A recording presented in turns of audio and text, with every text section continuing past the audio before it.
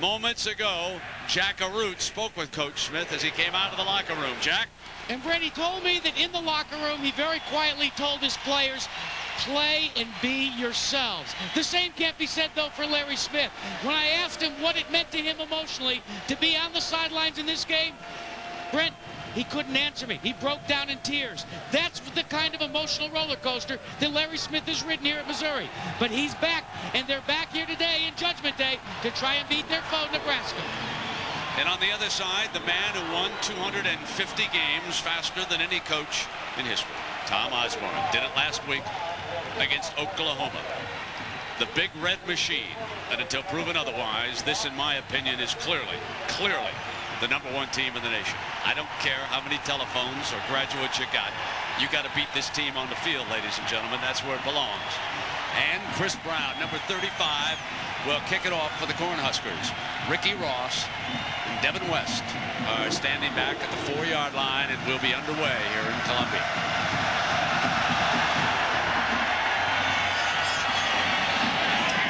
Picked up by Ross. Hurdles to the 21-yard line, where we will take a look at Corby Jones, number 7, fine, improving quarterback, and Brock Olivo, the all-time rusher here at Missouri, an effort man. Wide receivers, Kent Lehman, maturing for the Tigers as the fall progresses. He's the go-to guy, number 84. But here's the key. How will this line hold up? Travis Beeble, can he get the job done against Wistrom today? We're about to find out. The first play of the game now for Corby Jones against this great Nebraska defense. 1 touchdown in 3 weeks. Straight eye. Jones going to throw it on first down. Gets one-on-one and a completion. Number 84, and there is Lehman making the first reception, so it didn't take Jones long to get the ball up against this defense. They know they can't sit in and run against Jason and Grant Wistrom all day long. Perhaps 2 of the finest defensive linemen in college football today. Octavius McFarland scooped up a fumble against Oklahoma and sent Nebraska on their way a week ago. Erwin Sweeney is number 16. He's a freshman. He's over on the left corner defensively right now, lining up. Missouri is going to test him. They show 8 in the box right now, and Sweeney goes with a motion man, and Olivo with his first carry, and it's a first down, Missouri.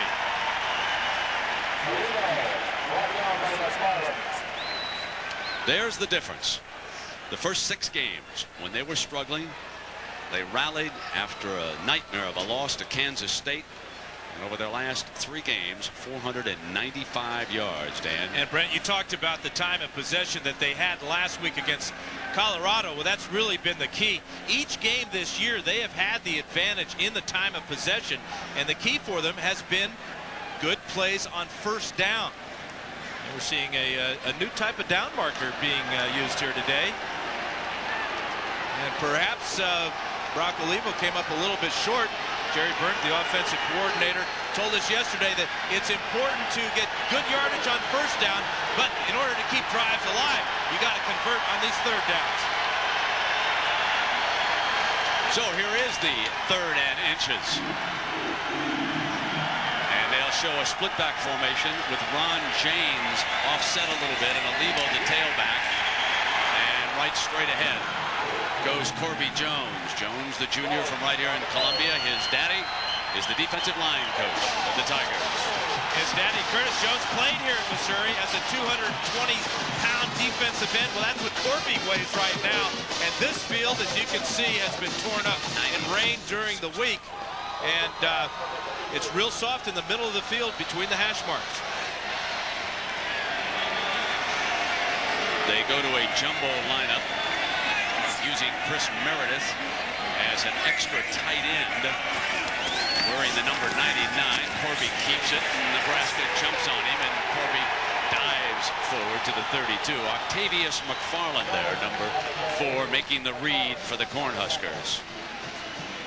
Both these teams on offense are very similar. In fact, Larry Smith would like to pattern his team after what they do up there in Lincoln. You can see that the big thing here is that the fact that you can run the ball on the ground. You're going to be successful here in the Big 12. Sweeney, the freshman corner, is locked up to the left or the short side of the field. This is second and long. And they break across. That's the tight end, Eddie Brooks, who jumped the snap count for Missouri, and this will be a costly 5 yards. Eddie Brooks is in the lineup because he's a good receiver. Prior to snap, false start. Offense, 5-yard penalty. Repeat second down. And he was on his way to the secondary on a pass route. A little too soon, though. That's John Laurie from Emporia, Kansas, who's our referee today. His umpire is Richard Wittenberg out of Lubbock, Texas. Coach Osborne looks on across the way.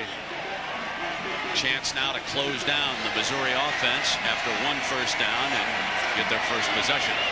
Second down and long for Corby, who's changing up at the line. He's looking at one deep, and now Sweeney backs off the line. They're pressing with Brown at the top, and timeout is going to be called. Corby Jones was about to throw apparently into the teeth of that defense, and Larry Smith told us yesterday that if he sees something he doesn't like, doesn't want, use the timeout and come on over to the sideline and we'll talk about it. Rather do that than serve up an interception down here. So we will take a break. Just underway here in Columbia. No score. We'll be right back.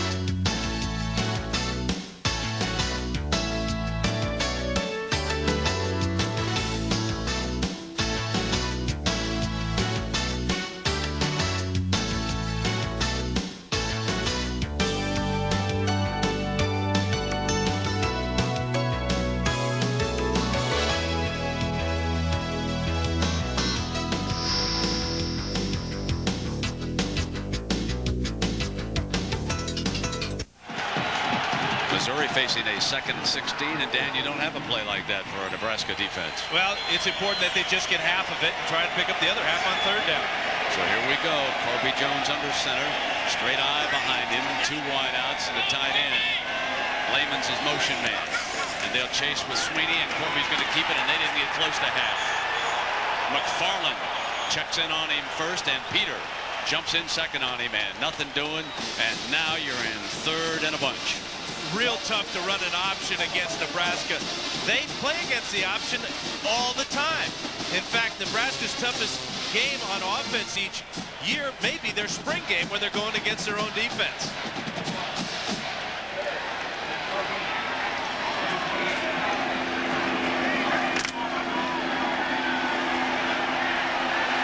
Third down and 14. Devin West into the backfield and the shotgun look.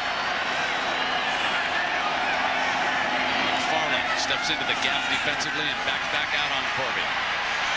Plenty of time. Receivers covered, and Corby, an outstanding runner, is going to be close to a first down. Not going to get it. Great defense at the 40-yard line by number 22. Made it extremely close over there. Ralph Brown, the sophomore corner, coming up right at the marker to bring Corby down. That is a big-time defensive play. This is a great play, Brent, because what Brown did is he forced Corby to go to the outside. And I think Corby should have lowered his shoulder and taken on the defensive back instead of turning to the sideline. Look at that tackle, head inside, pushes them out of bounds. And they're going for it. Oh, baby. What a gamble here early. 4th down and short, but they're 9 of 10 on 4th down conversions. Let's see if Smith keeps it right in Corby's hands. Let's see if they use a hard count immediately. We're going to have a timeout. Nebraska is going to take a timeout. They had the punt return team already on the field. So if nothing else, it cost Nebraska a timeout. Let's see what Smith and Missouri counters with now. Well, the one thing that Missouri has in their favor is they have some huge running backs. Ron James, the fullback, 275 pounds. Look for Brock Olivo to line up in the deep I behind James, and maybe they'll even put in Devin West or Ernest Blackwell to form a jumbo backfield. And then you got to count the quarterback. Corby Jones was picked up the first down on 3rd and short earlier in this drive. So they have a lot of big guys and a lot of options that they can use in this situation. I'll tell you one other option they've got. Corby Jones from the shotgun can punt it on 4th down and short. If they do not show a deep man, Corby Jones is one of 3 punters on this Missouri team right now. And if they can get an open field back there, he may go for it. Although I am sure the Nebraska coaches are reminding the defensive backfield of just that possibility right now. Well, the one thing, if Jones goes back into a short punt formation or shotgun formation, then now Jones is in there. They are going with the power I formation. All right. Ernest Blackwell, James is in there along with Olivo, and here they come.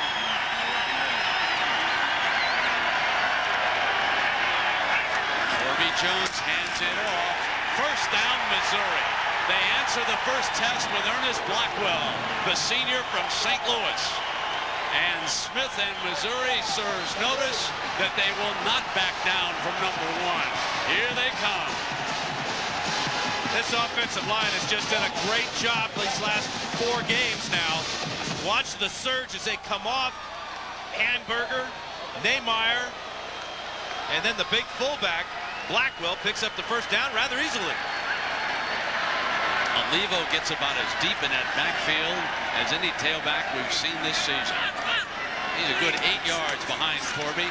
Long reach. Corby sprints out right, going to throw it to an open man. It's Brooks. 35, 30, 25, out of bounds at the 22. The crowd alive in Columbia on the opening drive for Corby Jones and the Tigers. It's a play action fake, and from the far side here, that's the backside tight end.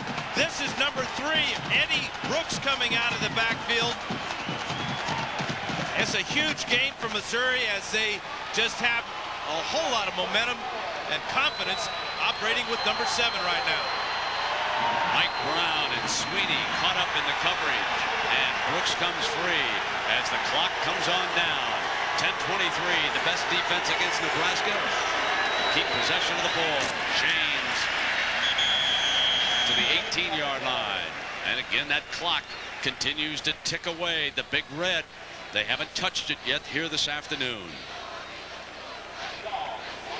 A key 3rd down conversion on 3rd and short, and then the 4th down and 1 when they come up with the big line, the big backs in the backfield, and give it to Blackwell. But they have 4 running backs that can do a lot of damage, plus number 7.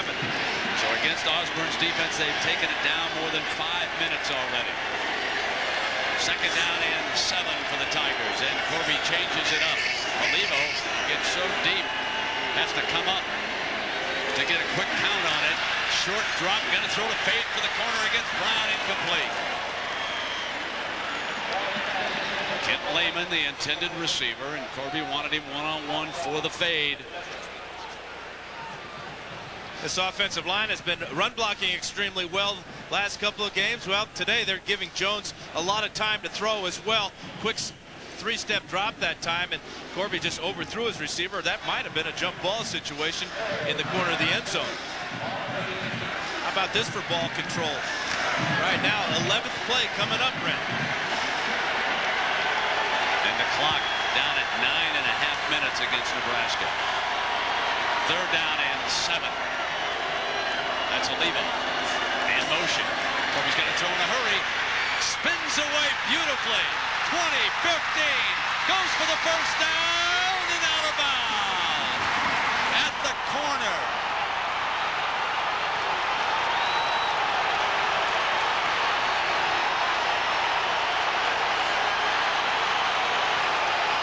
A beautiful spinning move with Brian Shaw saving the touchdown over there.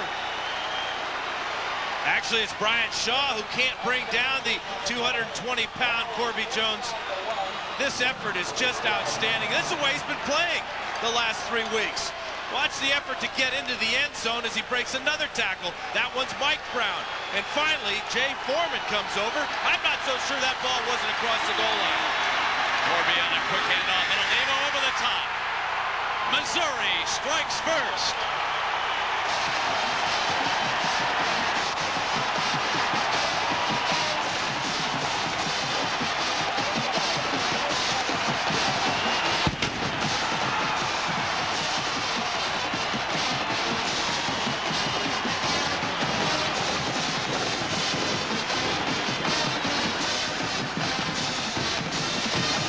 Nickman attempting the extra point.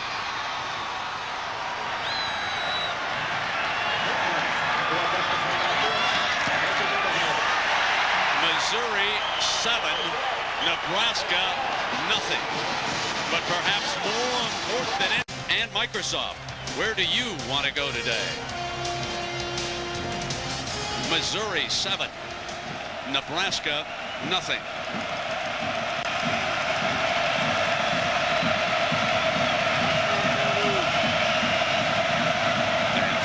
Cornhuskers will handle the ball with 9:23 left in the opening period.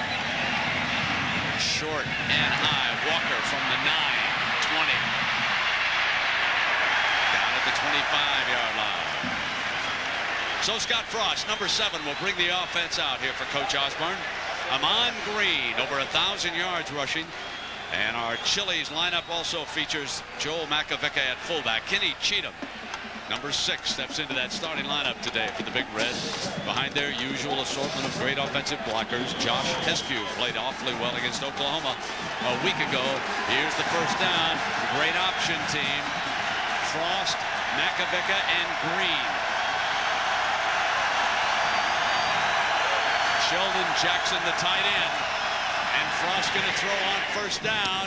Cheatham reaches down, incomplete. It'll be second down and 10. The front 4 for Missouri defensively today, and this is the group that must hold up. Marquise Gibson has been a great rush man, but is he big enough against this stout offensive line? We're about to find out. Huge change at the linebacking core. Kevin Ford moves back to Bandit. He was an inside man a few weeks back. And in the defensive backfield, Wade Perkins, number 22, draws the start today. Bobby Newcomb out wide is a receiver. Frost runs the option. Here's a pitch to Amon Green, and he's blasted after a 1-yard gain.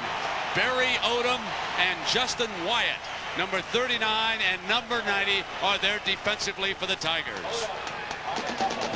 This is a great start for the Missouri defense, almost as good as their offensive start was. Watch the speed here. You talked about Wyatt as he and Gibson run a stunt at the top of the screen. Gibson takes away the inside, and there's just no place for Amon Green. Third down and 8 for the Huskers. Now option to the wide side. Amon Green trying to catch the corner, and he is out of bounds at the 37. That's a first down for Nebraska.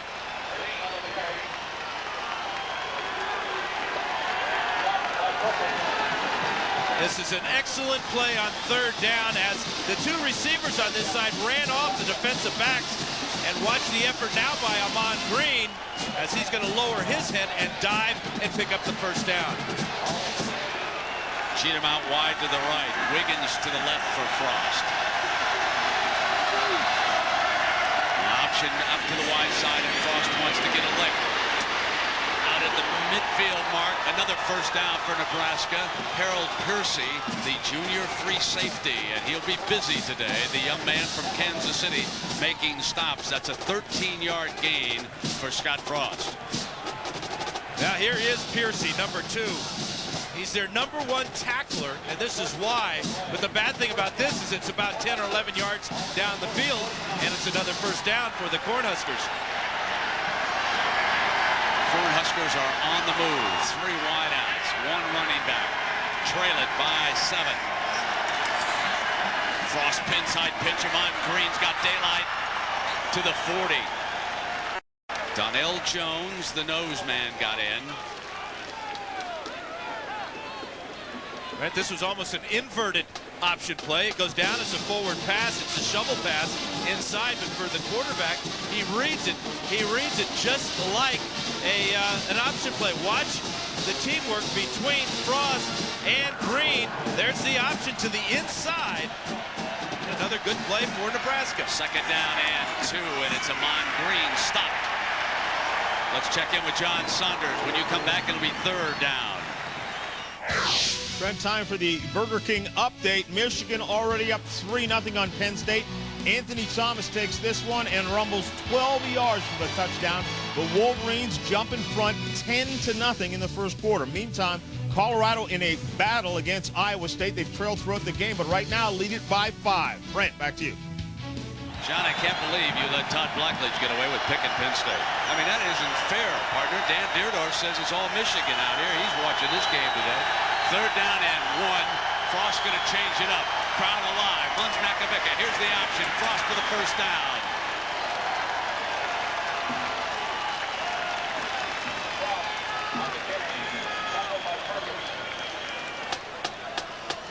The Missouri player is injured and down at the 38-yard line.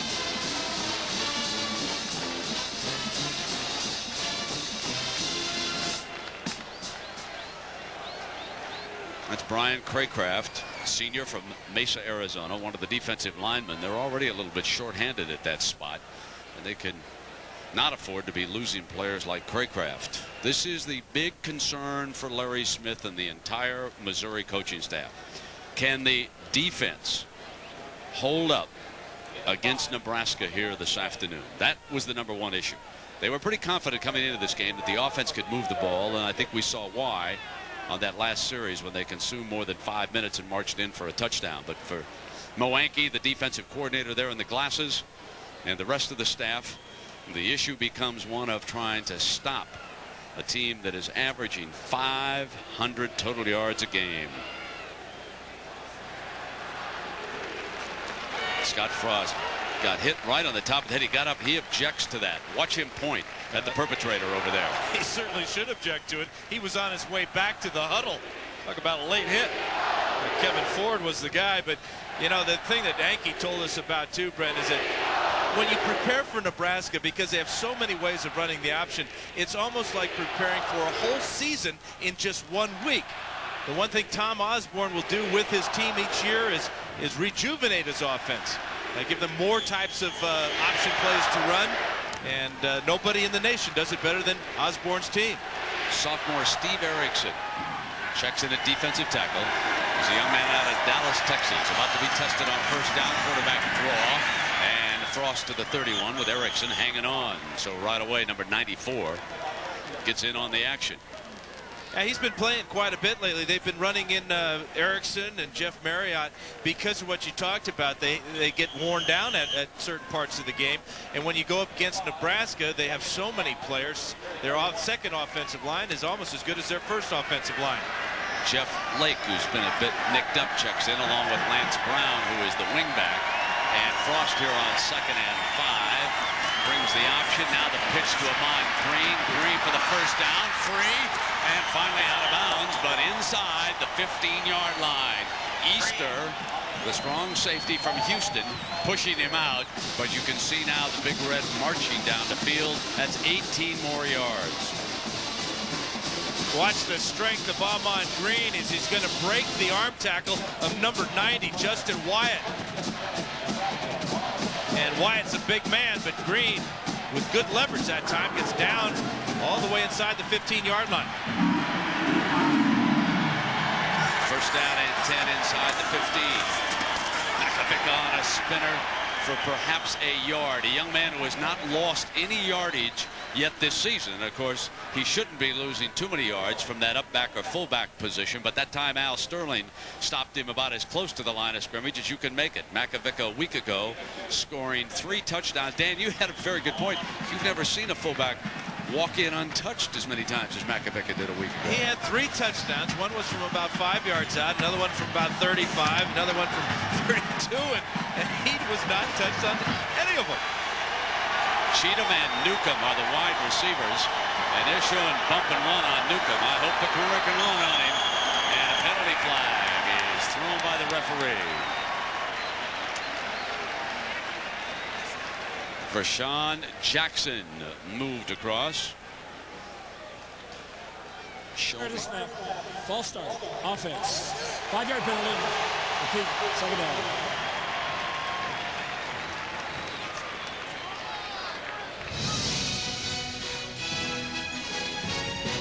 Next week, North Carolina goes to Clemson, Washington, UCLA in a Rose Bowl, Colorado, Kansas State for those of you in Big 12 country, and of course we will have a Big 10 matchup which we will announce later. Now with the penalty, it is second down and 13. High snap, Frost brings it down. 6 points. Not to be denied. Scott Frost into the end zone.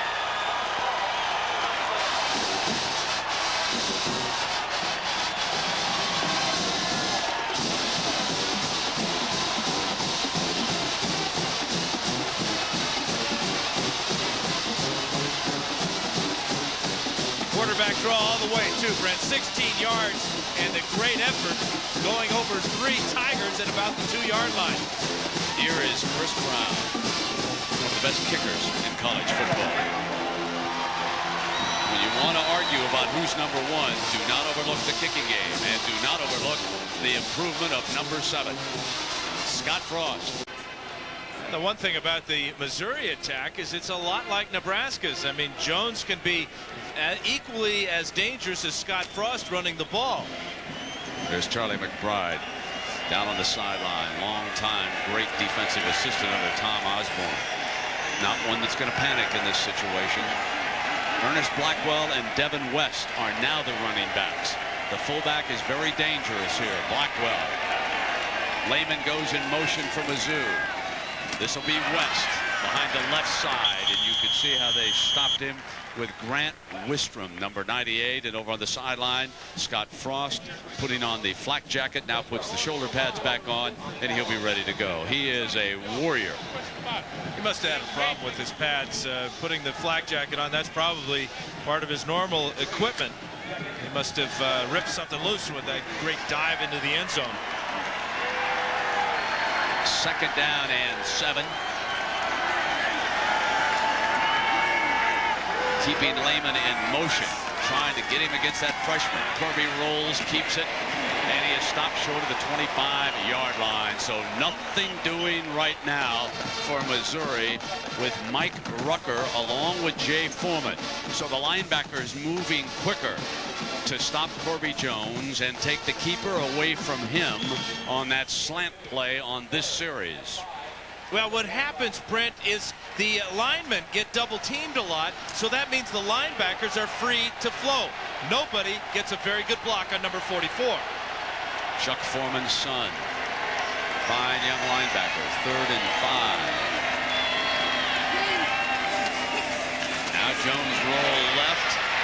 Steps away from trouble, but no longer.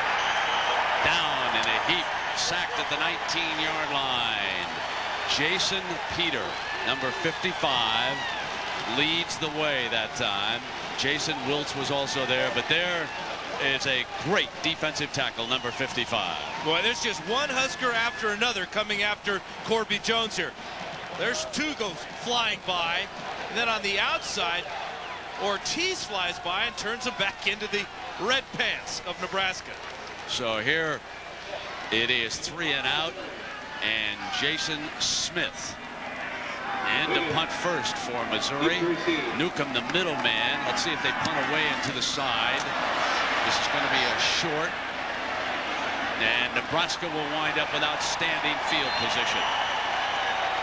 A short field for Scott Frost and the Cornhuskers coming up a 24-yard punt. Now, Coach Larry Smith works with the special teams, and it doesn't make any difference, Coach, how much hang time you got this time. That was not far enough, baby.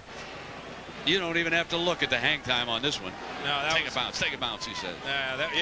Maybe you're timing bounce time on a punt. Nothing like that. Yeah. It's amazing.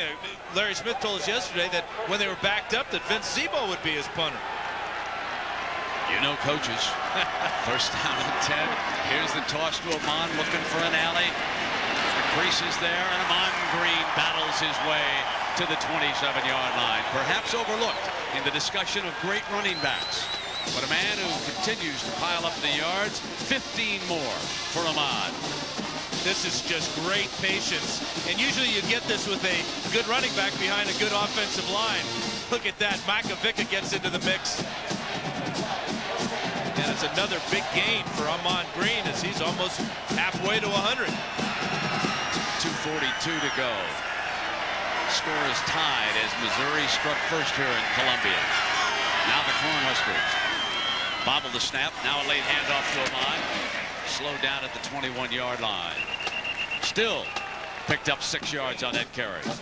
When you go back to that punt, and even before that, the sack of Corby Jones of 7 yards, and you see how important field position is. Last week, Nebraska had incredible field position against Oklahoma. They come back, they answer the opening touchdown by Missouri with a nice 74-yard drive of their own, and now on offense, they just go half the field. Shevin Wiggins and Matt Davidson in on offense. They're the wideouts. Here's Makovica. There's the play that netted 3 touchdowns. This time it nets a first down inside the 15-yard line, and Piercy, the safety, making the stop for the Tigers. Now for a 235-pound fullback, Makovica has pretty nifty feet. Little belly play here. Makes a couple of moves there. Gets all the way to the safety and all the way inside the 15. Brainerd, Nebraska played 8-man football. As many of the Nebraska fullbacks through the years have come out of that 8-man program in that state. 1:30 to go, coming up on a first down and 10 for Nebraska inside the 15-yard line. 7-7. Scott Frost on a keeper again, cuts back into the middle, and he's going to be down at the 2-yard line. He is an awesome runner because he's not scared to take punishment. He's unbelievable. He takes you on like a fullback. Well, and remember the shot he took from Kevin Brown earlier in the game when he was getting up off the ground? I think he's mad. And when you add a little anger to athletic ability like that, look how far he takes Shad Chris down the field after contact. What he's accomplished already today, averaging almost 10 yards a pop and scored 1 touchdown. And at 1:11, we've got a timeout called by Nebraska. Frost wants to talk it over with Coach Osborne and the staff on the other sideline. So a reminder, tomorrow's programming coming your way on ABC. The Thrifty Car Rental Skate America Show, starring Tara Lipinski, at 1 Eastern Time, 3 Pacific. And the Lincoln Mercury Kapalua International, the final round. Davis Love has always made it over there to Hawaii. Playing our friend Mark Rolfing's tournament over there. He'll be up amongst the leads. You can bet on that. Always plays well in that tournament. 1:10 to go. It's 7-7, but Nebraska is threatening to storm in again. Smith still concerned about that defense. That was the big issue coming into this game, but his punter betrayed him the last time out too, giving Nebraska outstanding field position. Well, there are the Big 12 rushers, and there are some good, no-make-it-great ones. Ricky Williams, 4 consecutive weeks of 200-plus yards on a team that's gone 1-3. Amon Green with 13 touchdowns. There's Corby Jones and Scott Frost. The 2 quarterbacks are 3 and 4, and the 2 are probably vying for the Big 12 quarterback of the year right here in this game. Amon Green and Legate in. Green stopped short. Could not battle his way into the end zone. Stopped at the 1-yard line on the first down handoff. And that was a heck of a stop with Piercy, number 2, in from that safety spot, making another stop. Yeah, that really was a great job of two men finding the ball carrier and making the tackle. Piercy really lowered his head and made a great play. He's been a standout defensively, but he'd like that defensive line and the linebackers to start making a few more stops. Here's your second down and goal. Remember Makovica, but this time Frost is hit, spins away to the right, and touchdown Nebraska. Delayed call, they waited to see, and Frost scores his second touchdown of this game. And 12th of the season, but it's the effort here, Brent. You called it. He gets hit right there short of the end zone, but he spins across and clearly gets into the end zone for his second of the day. I guess the lesson here is don't make Scott Frost mad. Indeed. You see him start to undress on that sideline, beware. Maybe go put on some more pads. Yeah. So the extra point is good. And just like that, 2 possessions, 2 scores. Missouri woke him up. It's 14-7 Cornhuskers. Jackaroot, how you voting on Judgment Day, partner? Well, Brent, first I've got to get my computer to do it. You know, Judgment Day, you can vote right now. You can go to AOL, keyword is ABC Sports, or go on the internet to ESPN.com, and you can vote which way you think it should be. Who should be number 1? When was the last time, Brent, we had so many people that were undefeated this late in the season? I think it's only been, what, 5 times throughout the year, throughout the season? And they say it's 10-0 Michigan. Get those votes in. I feel like I'm doing a telethon or something here, Brent. Hey, Jack, dial up that computer and vote for the Huskers for me, will you, my friend? No one has gone on the road like they did into Washington and fallen behind and won a quality game. Then handed Oklahoma its greatest defeat ever. Tom Osborne and the Cornhuskers hope to be headed down to the Orange Bowl and play for the national championship, and they're inviting one and all, whoever can make it. West and Ross back deep.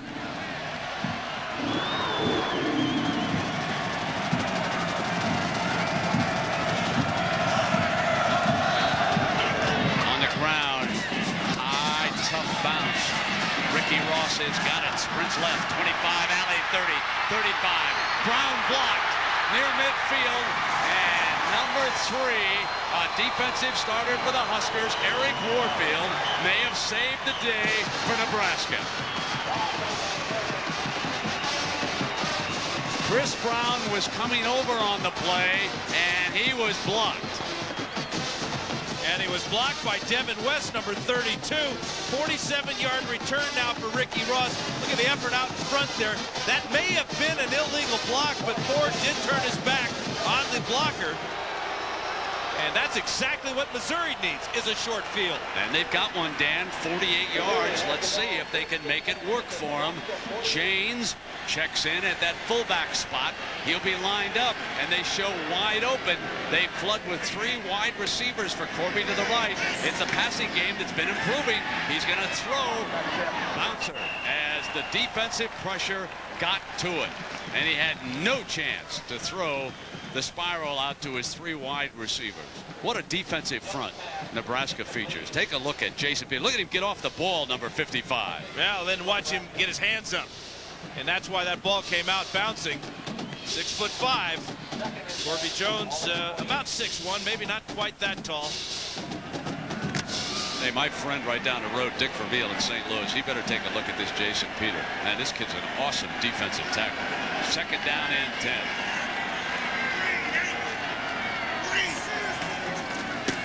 Corby fakes the handoff. Sprint right. Get it. Makes free at the 30-yard line. Murchison and out of bounds. Great effort that time by number 81, Jay Murchison, the senior from Richmond, Virginia. A couple of weeks ago, Corby Jones got together with his wide receivers, and he asked them to make big plays. This is a pretty good throw by Jones, and a great effort that he never saw by his wide receiver, Jay Murchison. Watch as he spins away from Brown. He gets a little help from his tight end and sets up the offense in good shape here at the end of the first quarter. Well, there's been a lot of hype about a lot of football games this week. But I'll tell you one thing. And we go down to Jackaroo. Jack. An offensive coordinator from Missouri, Jerry Burns, says one of the reasons why the offensive line is performing so well now is because of this man, Andy Moeller. One of the things that I've noticed on the sidelines here is each time the O-line comes off the field, he gathers them around and literally begins to continue the teaching process. In addition, one of the things he just said to them is, you've got to believe in yourselves. So far, they do. Andy, one time a linebacker up at Michigan. Gary Moeller, his daddy. 2nd down and 5. Option from Frost. To the 35-40. 45 and finally out of bounds as he tightrope walked the sideline at the 48-yard line and a 1st down for Nebraska. 15 more yards and there's a pair. Wistrom and Peter. But the defense over here has to be concerned. And Dan, you made the point about Wistrom and possible leg injury, you said? Brent, he has a bruised thigh that's real close to his knee. And what happens then is you get all this fluid that seeps down into the knee and makes the knee very sore. But you sure can't tell by the way he plays. 1st down. Frost in the eye. Fake to Amon. Wide open. Another 1st down. A beautiful pattern run by Sheldon Jackson, the pass receiving tight end that time, number 88. Boy, just like that, in 2 plays, Nebraska picks up 30 yards. Frost is so determined, though. It's great to watch his improvement from just a year ago.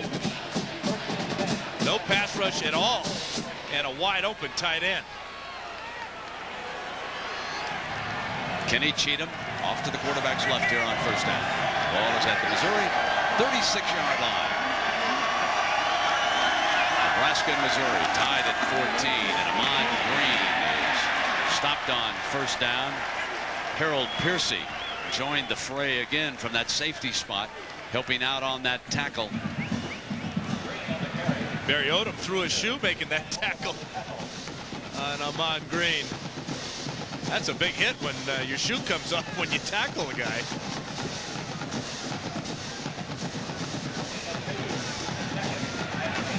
So the Huskers offensive line will get down for the 2nd and 8. Wade Perkins, number 22, is the new corner. Frost options wide side, pitch Ahman Green. Out of bounds, but inside the 30-yard line and short of a 1st down. So a 3rd down coming up here for the Huskers. That was Shad Chris, number 5. Certainly one of their best defensive backs. You know, Brent, it looked like Missouri did a good job of stringing this play out. Sam Joshua, number 51 there. But then you look up and Green gets real close to a 1st down. Even when Missouri seems to make a good play on defense, Nebraska's picking up yardage. 3rd down and 2. Can they stop Makovica and Green here? Makovica leads. Green searches, got it. Inside the 20. Now breaks free. And Ahman Green to the 7-yard line. Almost turned a 1st down into a touchdown run. 21 yards. Bad tackling on the corner by the Tigers. You know, a lot of his success today, Brent, and all season long, has come to the short side of the field. This offensive line is just blotting out any black shirt there is.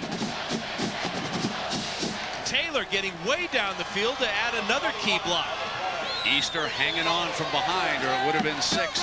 11 carries. 86 yards for Ahman Green. Tied at 14. 11 and a half to go. On the 1st and goal, Makovica spins to the 3-yard line. Erickson reaching in on the stop for the Tigers that time. And you've got to be aware of the fullback in this type of offense. Makovica comes in with a 7.7 yards per carry average. Not quite up to that yet today, but look at the yards that his quarterback and his tailback are making. In a 4. Nose man, Donnell Jones, number 97, checks into the goal line defense. 2nd down and goal. Ball is at the 3-yard line. Frost eyes the defense. He's scored twice today. Brings the option. Going to keep it, and he'll be short this time. They were ready for the quarterback keeper. He probably Would have been better off pitching the ball that time. Joshua and Jones, who just checked in, made the stop for the Tigers. It's such a split-second decision for the quarterback on the option. He's got to read the defense as he's running, knowing that their guy's coming to knock his block off. You know, number 51 right there, that's Joshua. He's the only player on the Missouri team who was alive in 1973, which was the last year that Missouri beat Nebraska in Columbia. Now it is 3rd down and goal. Power I for the Huskers. Frost with a penalty flag walks in, but there's a penalty flag thrown by the referee behind the formation. So it could have been an illegal formation and a shift by Nebraska that time as that man threw the flag. Uncharacteristic that Nebraska would have 2 men moving at the same time, and especially Amon Green and Joel Makovicka. I think Makovicka was supposed to be moving, but watch number 30. Here's Green, and here's Makovicka. Makovicka is supposed to move, but watch Green. He's not supposed to do that. That's 2 men moving, and you get that yellow hanky flying. They thought they were playing for Saskatchewan or Calgary.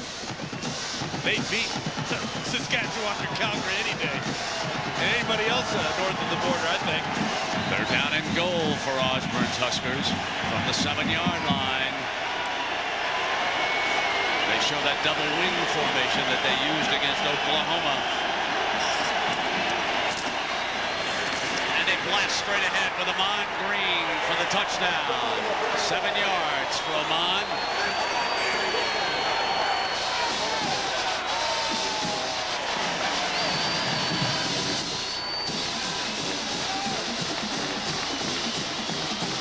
Larry Smith's biggest fear is that his defense would get worn down. They haven't come close to stopping Nebraska yet.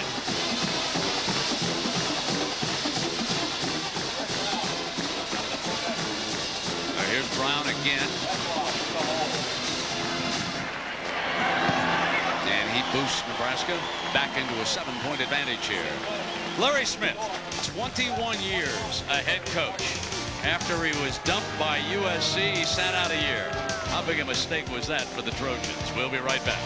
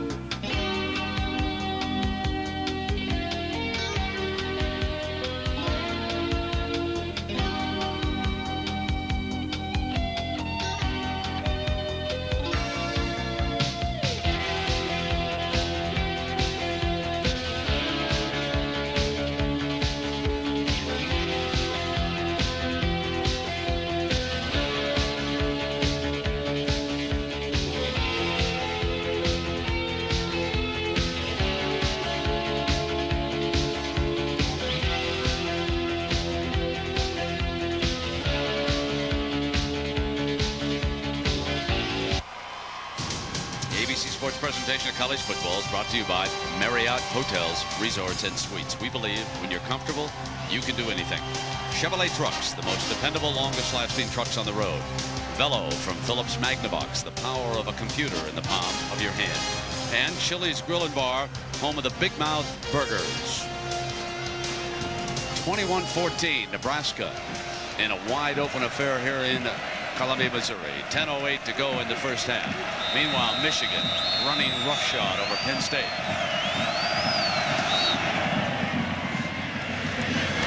He fielded in the end zone and on a delay, a decision, and you can pay a price for that one, and he does. Devin West hesitated, and he who does is normally lost against the coverage teams for Nebraska, amongst the best in the country. So the Show Me Tigers, the last time they had a winning season, 83. The last time they defeated Colorado, 84. And they don't play Texas every year, folks, but it was 1916. And they will go to a bowl this year, regardless of what happens here today. And they've been fun to watch, let me tell you that. 9:30 to go. With a strong performance today, they may crack the top 25. They got Baylor next week. So let's see how Grant Wistrom, Jason Peter, and the rest of the defenders handle this offense. They have not been able to shut it down yet.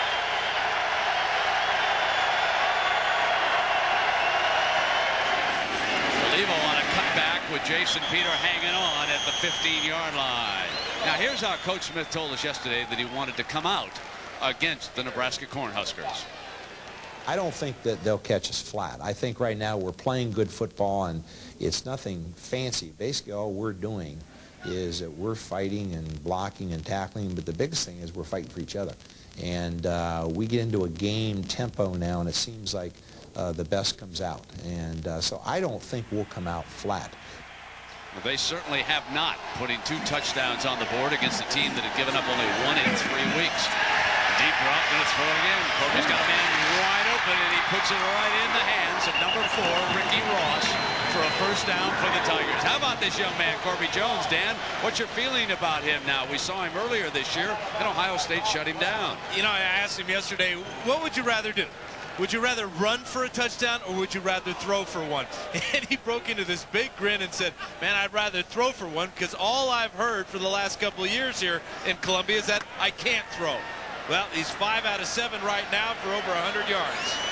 McBride cannot be happy with the space he's been giving the Missouri receivers defensively. Very unusual for the Huskers. First down and 10. Jones going to back out. He's got 2 men open this time. Incomplete. Bobbled at the 47-yard line on a great hit by Mike Brown, the rover from Scottsdale, Arizona, number 21. This was a big play for Missouri last week against Colorado. Kent Lehman scored on this play, but watch the free safety here as the receiver comes from the right side of the field. This is your option play fake, Brent, that you like so much. It's already scored today, but watch the play by number 21. Jones throws a perfect pass. That's just perfect defense. That was a great crossing route that time off of that pattern. I'm not sure that I've seen that run off that play before. Second down and 10. And the handoff to the fullback, who powers to the 32-yard line. That's Big James getting a call.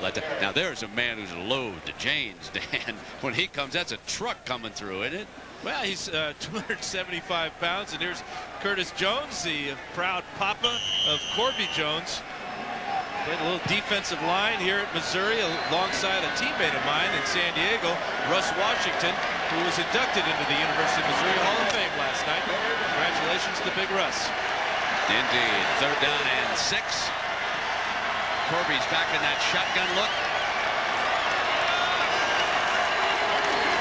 Nebraska brings a blitz at him, and Corby throws it down the middle. Has to throw in a hurry. He's got a man at the 30-yard line.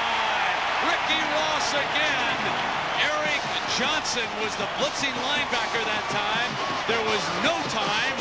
Corby arched it. It's 36 yards against Ralph Brown, the sophomore cornerback.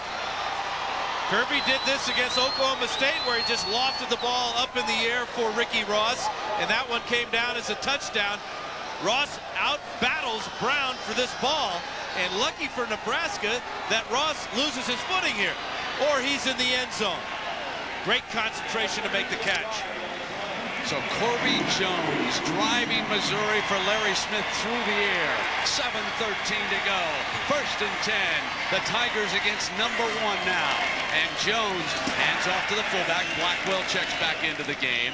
Down at the 27-yard line. Into the heart of that defense. Keeping them honest. You know, on that last play, there was a great blitz pickup by the running back. Dan, watch Brock Olivo on this play. Well, here he is right here, number 27. This guy does it all for Missouri, works on special teams, and now gives his quarterback time to throw the bomb. And Eric Johnson, the junior linebacker, could not get there. Second down and 6. Rod James back in at fullback for Missouri. This is more yards than the Cornhuskers give up in a game here in the first half. The way Corby's got it rolling. Good fake. In trouble, though. Down at the 39-yard line. Mike Rucker coming in from that other side, along with Grant Wistrom, getting the job done. And that sack will put Missouri on the other side of the 30-yard line.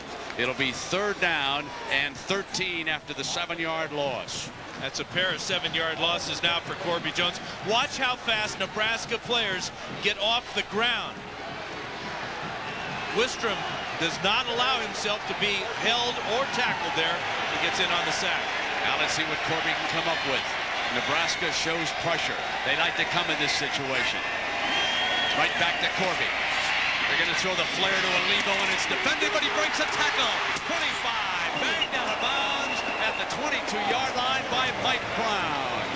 Short of a first down. That's 11 yards. It leaves them 2 yards shy of the first down. But what it does is it puts the field goal kicker in range. Nickman will now try a field goal instead of bringing out the punt team because of this effort. Breaks the tackle there, and then a big hit coming by number 21, Mike Brown, right there. But that sets up Nickman in very makeable range. If Nebraska shows pressure, what a great spot for a fake field goal. But they've got a man standing back at the linebacking position, and Nickman's going to go ahead with the kick. And he's got it. A 39-yard field goal. Nebraska leads Missouri, but the Tigers chip away again. His receivers. The offshoot of it was the fact that with each receiver he came up with a very special route. In the huddle, all they'll simply say is, run our route. I wonder if that big gain, that big pass, was one of those our routes. Indeed. And here, Scott Frost in Nebraska realizes not a route in the first half. And on that delay, it was his man, again, number 30, Amon Green, on the delay before Wade Perkins, the cornerback, could make the stop. But 18 yards later, and another Nebraska first down. So Amon Green has been leading the way for the Cornhuskers today. 13 carries and 111 yards. And Nebraska showing no mercy, going with a hurry-up offense here with 5 minutes to go in the first half. Missouri with great offensive numbers here in the first half. Great job by Corby Jones and the coaching staff and the offensive line against Nebraska. Here's Amon Green to the 47-yard line. A little bit shorthanded at that I-back spot at Nebraska. That's been one of the most famous positions in college football. Lawrence Phillips, of course. He's right down I-70. Rams with a tough one tomorrow up in Green Bay. Unfortunately, they'll go there with Orlando Pace sidelined by a knee injury. So Wayne Gandy moves over to the left spot. Fred Miller comes off the bench for the Rams, who looked awfully good and lost a toughie in Atlanta last week. 4.5 minutes to go here in the first half. Cheatham checks in at wide receiver, and Bobby Newcomb, the whiz from Albuquerque, New Mexico, number 12. If they can just put the ball in his hands. They won't this way, and Amon Green crosses the 50-yard line. We'll see where they spot it. He's going to be close to a first down. They have just so many ways to beat you with their offense. They can run the option. Frost is having a huge first half. They can throw the ball, and you talked about Newcomb. He came out of nowhere last week against Oklahoma with a 40-yard touchdown catch. Well, I know that's a story that you wanted to know more about. A young man who was born in Africa and moved over to New Mexico, and of course was recruited by the Cornhuskers, and looks like he's going to be a dandy. Still would like to try quarterback. I think they would. All right, first down and 10. And Frost keeps it. Big gap. First down for the Huskers. Ball is whistled dead. I think you can hear the whistle before the ball came free. There was no question about that call by the officials. A 12-yard run for Scott Frost. Dan, let me ask you this, because you played so many great years in the NFL, and it's a question about Frost as a pure thrower, which is what the NFL like. What would you do with this young man? He's such a good athlete in the NFL. Well, I think he's a potentially a safety in the NFL. I like the fact that he's a tough guy, doesn't shy away from contact. people are booing because they see the Jumbotron here. They think it's a fumble. But I think Frost has a future in the NFL. Not a quarterback. I think he's on the other side of the ball. Yeah, clearly the whistle was blown, though. I suppose we had the advantage of hearing it. Intercepted. Chris is standing there, and Shad Chris with speed brings it to the 40, 45. Penalty flag down at midfield as Shad Chris may have just made the biggest play of the first half.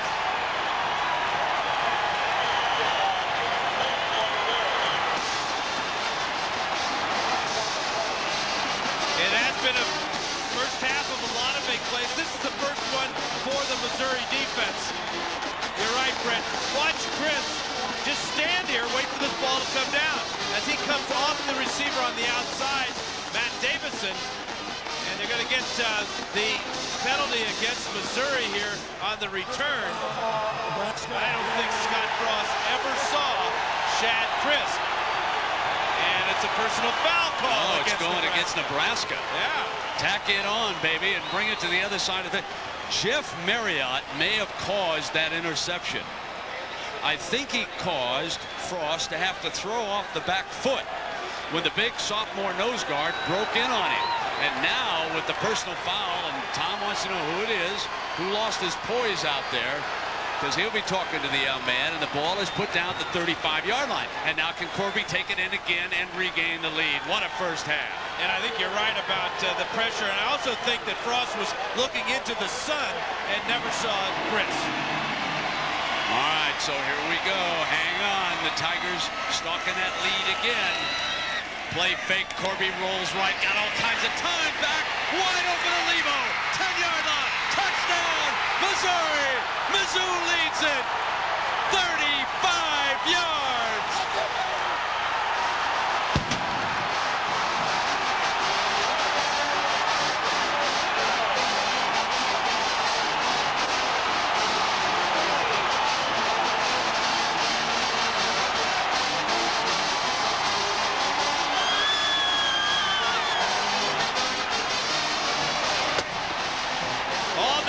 Has done in this first half, Brent, is 8 completions for 2 touchdowns out of 11 throws, 183 yards, and you've got to kill a team after you get a big turnover. That's what Corby Jones did.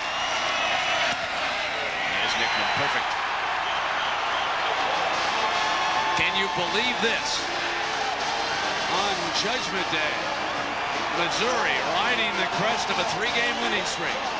Behind Corby Jones, takes a 24-21 lead on the top-ranked team in the nation. You better get all those folks away from that Michigan route and come on over here and watch a ball game. The play-action fake gave him a lot of time to throw, but I really have to wonder about the secondary of Nebraska. How many times today in this first half have we seen a Missouri receiver wide open? This time it's Brock Olivo out of the backfield. Easy touchdown for the Tigers. And now some fire on that sideline. Moeller is over there.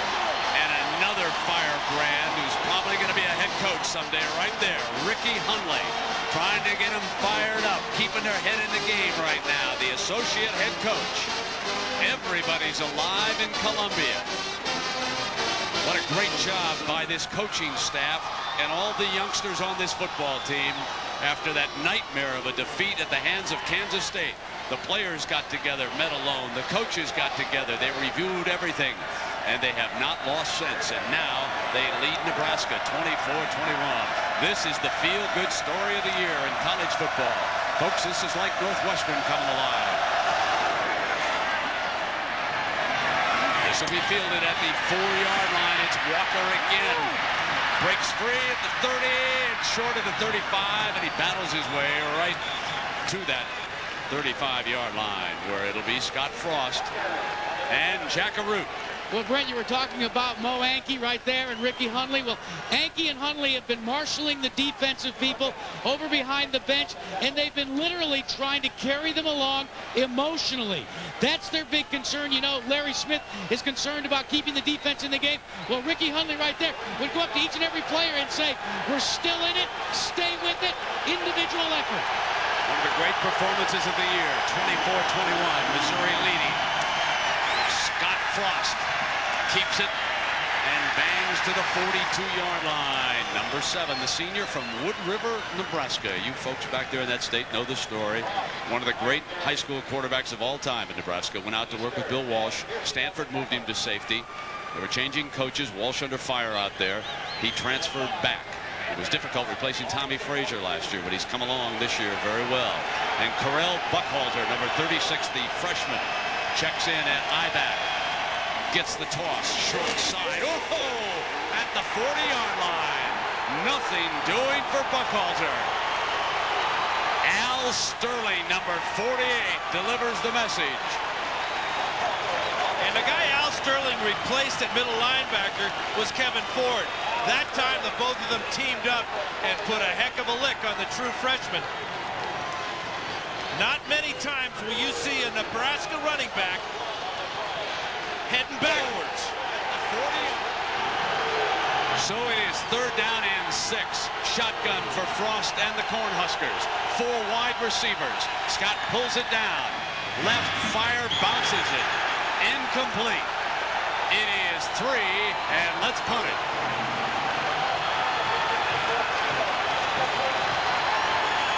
And Missouri's going to have a lot of time when they get the ball back. They'll only have 1 timeout to work with. But I would be real concerned with Missouri coming after this punt by Jeff Cush. So Jesse Cush with Ricky Ross back deep. Cush's daddy, former great player at Nebraska. Left foot, not a good one. Needed Nebraska bounce, it didn't get it. A Missouri bounce. Missouri with time. 1:53, leading at 24-21 after the 24-yard punt. So Nebraska just a touch rattled. Not what they expected here in Columbia this afternoon. This is a team they've been dominating for a couple of decades. But it's your mirror image that you're seeing on the other side of the ball when you look at the Missouri offense. Big, strong offensive line, very mobile quarterback in Corby Jones. But it's been the passing of Jones that's been the difference in this first half. That is amazing. Already 24 points in 1 game today. And Corby back and ready to go at it again. Play fake, Wistrom battles free, steps away, and down he goes in a heap. His number 84 was closing in from the other side. Mike Rucker the other end. But Wistrom was battling free and forced Corby on the move. I can't call it play. I can't call it play.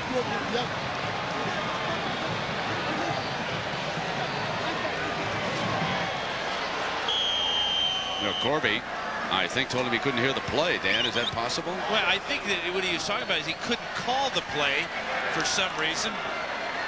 Couldn't change the play. Whatever the play was, it wasn't very good. Great effort by the Nebraska defensive ends.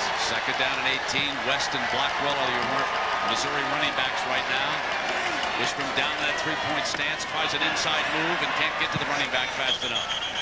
31-yard line, but it's only a gain of about 3 yards. Watching Wistrom and Peter down there, that defensive line, is like watching a defensive line clinic. Timeout is going to be called by Nebraska. That's a good move by Tom Osborne and his team.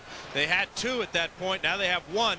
They expect to get the ball back. And remember how poorly Missouri punts the ball. Well, we get a check of what's coming up at halftime. So let's go to Mr. Judgment, John Saunders.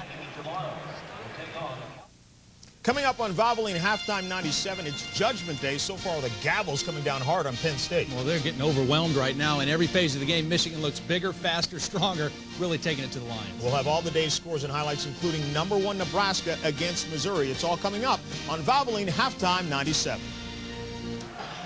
One of the most painful admissions I've ever seen my friend Todd have to make. You know, it's a little upsetting to me that Todd goes out and predicts a Penn State win, and then he doesn't mention the fact that Oregon is absolutely demolishing Washington. The only other team to do that this year is this team in red out here. Get on him, my friend. They're down in 14. And here is Corby Jones. That's what he has done. Look at those numbers. 8 of 11. They have thrown for 183 yards. And like Dan Fouts mentioned, folks, there have been wide receivers from the start of this game to the end. It has been a clinic as far as the receivers are concerned from Missouri. Let's see what they can do here on third down. Corby's going to keep it, and not much. There's so much speed on that, and they come out with the ball, but I'm not sure they're going to give it to Nebraska that time. Even though it was Rucker crawling out with the football that time he closed in. Well, there it is, 24-0. And there you are, kid. 24-6. They just put it in for you. Huh? That's about special in Seattle. It's early yet. Go Ducks. All Oregon fans, it's early yet, but hang in there. Oh, that's wonderful.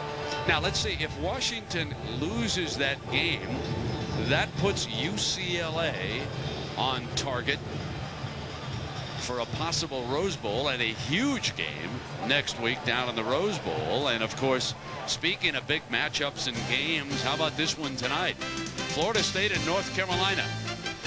A lot of folks like Carolina because they're home, a great defense. I don't know. I like Florida State.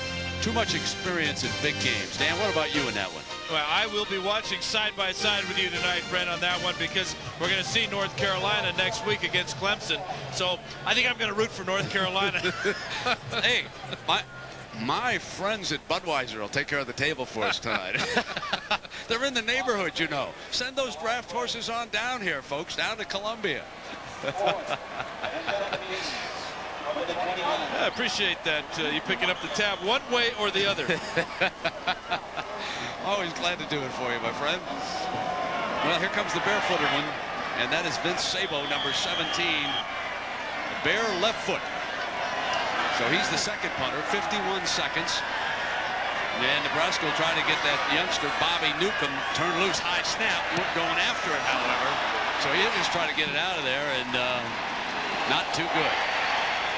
One part of this game that's stinking out the joints, the punting.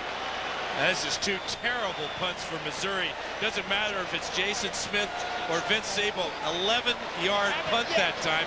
Did a great job of catching the ball, but then he absolutely whiffs on the kick. No wonder Larry's been going on fourth down this year. Yeah, really. I mean, these guys are killing them. Look at Nebraska gets the ball at the 40-yard line now. They have 0 timeouts to work with, though, but they have a short field again. And they've got a great kicker in Chris Brown. They're not going to need too many yards to get him a shot at the tie right now.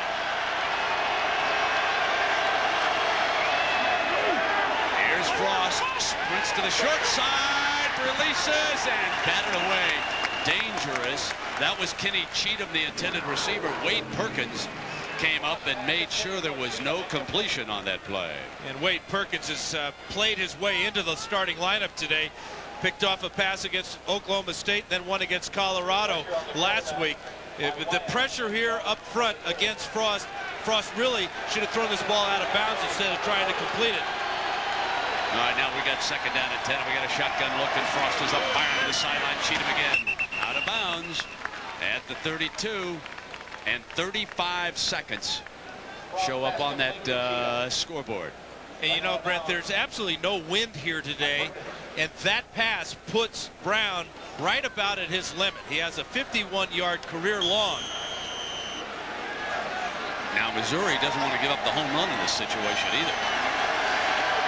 Line of scrimmage is at the 32-yard line, and Newcomb is slotted on the short side of the field as Frost goes back into the shotgun. And now that late pitch out to Amon Green, who barrels inside the 25-yard line. Barry Odom hanging on, and 30 seconds with the clock stopped.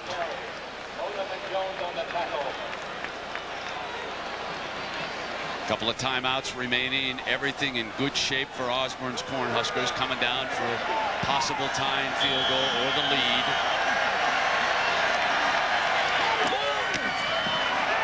Cheatham makes the catch at the 20-yard line. Clock continues to tick away. That kills him. That low throw keeps Cheatham in bounds, and the clock now starts to keep running. 13 seconds, and he stops the clock at 12 seconds. So Nebraska, with Brown ready, 9 consecutive field goals he has made to tie the Nebraska record. So he could break it and boost the Cornhuskers back into a tie here. Looking to break Dave Klein's record. Got to give those kickers some credit, though, every once in a while. You know, Dan, let me apologize. I looked at that scoreboard over there, and it's second quarter. I said 2 timeouts, and of course the reason why they had to stop it is there's a goose egg over there with the timeouts left for Nebraska. So they do not, and that's why Scott had to spike the ball to stop the clock. He has 12 seconds. It's going to be 3rd down and 6. They're looking at a... and you know, the 25-second clock has been running down to 4 seconds now. Fumble!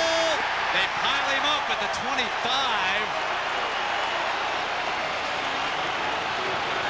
Now they're going to unpile it, wind the clock. There it is. They're going to wind it, and they're not going to get him on the field. No chance.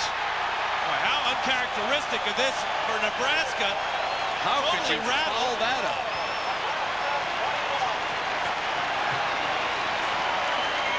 So Osborne and the Cornhuskers will regroup. They did not manage time well here, and Frost, not expecting the snap, was looking away to the left, and they pile him up on the fumble. And of course they had no timeouts, remember, and when you saw the referee wind the clock, there was not enough time to get the field goal team on the field. Missouri 24, Nebraska 21. John Saunders and Todd Blackledge are coming up next on ABC. A lot of football left. Let's take a look at Scott Frost. He scored twice early on for the Cornhuskers, this time over the top. But if you want to look for a turnaround, watch Chris pick off this pass. And that, Dan Fouts, in my mind, was the most important play in the first half because it led to what's coming next. This is the play-action pass and another wide-open receiver for Missouri. Look at the difference in the statistics when you look at the passing yardage for Missouri. 183 yards passing for Corby Jones, all in the first half. Wiggins and Walker back deep with Nickman kicking it off to start the second half. Larry Smith's biggest decision here at the intermission is to find a punter. Got to turn the quarterback loose, I would think. Let Corby Jones be your punter. That almost killed him. Here's a kickoff into the corner now. Walker picks it up at the 5, 15, runs hard, 25, 30, sprints outside to the 40, 45. Walker cuts inside. Here comes the Big Red Machine. And Larry Smith's got to be happy that Martez Young was his safety, number 8. Watch the wedge work here first for Joe Walker. Makovic right in the middle there with a key block on Olivo. He runs away from the kicker. Now watch number 8, Martez Young. And he saves the day temporarily for Missouri. Scott Frost quickly brings the Nebraska offense up, trailing it by a field goal. Amon Green, no more than a yard. Jack Arute. Brent, that return was the kick that Nebraska needed. When they went into the locker room, they had the look of deers when they see a headlight. To add insult to injury, their assistant coaches that are way up in the press box, they were late getting down to the locker room. Not only that, they went to the wrong gate. It was locked. They were about 5 minutes late getting to the locker room. Meanwhile, Larry Smith, he said one thing to his team: losing is not an option. So here we go, second down and 9, delay with Green. Green crosses the 40-yard line, but that's going to put Nebraska here, Dan Fouts, in 3rd down as we take a look at your first half statistics here. Well, it's been a game of rushing for Nebraska and passing for Missouri, but there's that big turnover led directly to the 7 points that put Missouri on top.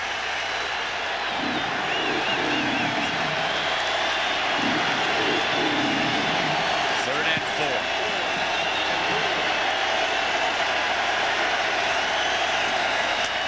Brings the option, keeps it for the first down to the 29-yard line. Scott Frost and Corby Jones in a great duel here in Columbia, Missouri. You can see how they compare right now, rushing and passing. One the runner, the other the thrower today, and who knew that Corby Jones could develop into that kind of a thrower. Remember now, Nebraska recruited Corby very hard, but his father, of course, being an assistant coach here, and Missouri had a bit of the edge, but he was a very highly rated high school quarterback. Sheldon Jackson switches over to the left side as the tight end. They run to the short side, and Frost keeps it again. Frost bangs to the 25-yard line with that aggressive running style of his. Saying, he grabbed my face mask. Let me have a yellow flag. Yeah. Frost was being tackled there towards the end, but he keeps driving and pulling. Watch as the contact is made about 2 yards down the field, but his leg drive. And there's not exactly a face mask grab. That's a forehand across the face mask. Justin White.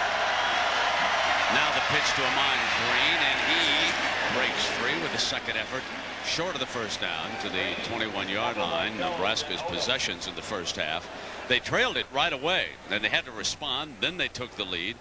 They scored 3 touchdowns in a row, but the interception when they were going back in, or what would have given them a big advantage in this game. And that set up the Missouri touchdown, 24-21. Nebraska boxed up the clock at the end of the first half, failed to get off a field goal, which would have tied the game if good. And Tom Osborne, a little bit concerned on that far side. He's not thinking about who's number 1 right now. He's thinking about getting out of Columbia, Missouri, 24-21.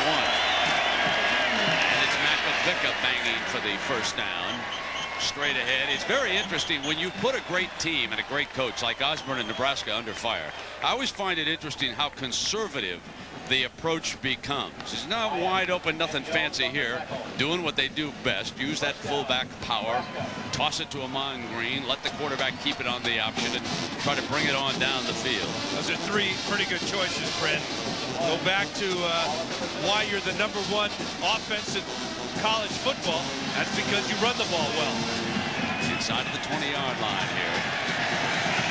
There is the play selection. These two have shown. Frost, late pitch. Fumble!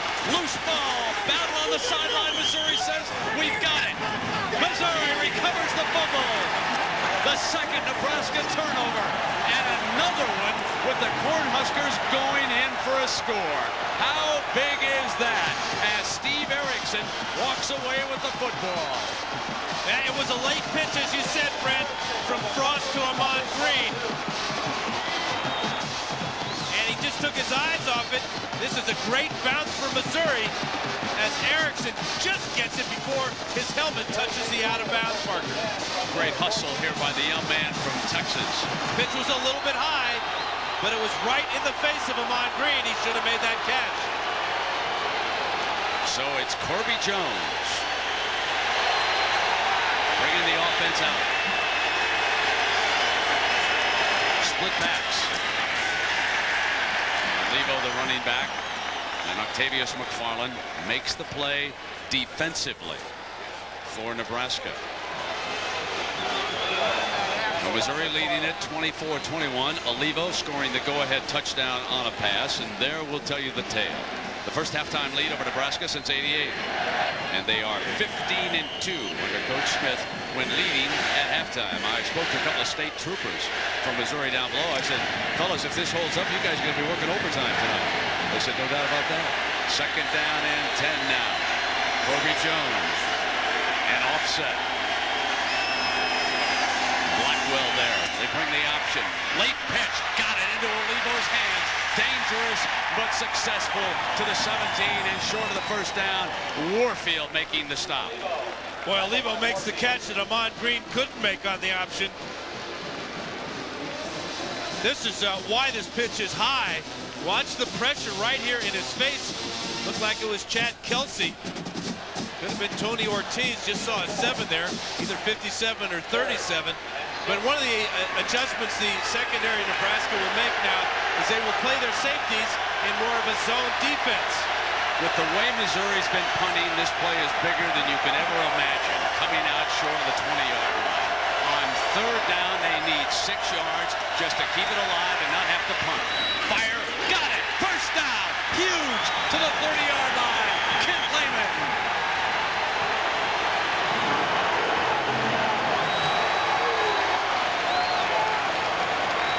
Most of Corby's success today has been on rollouts or play action.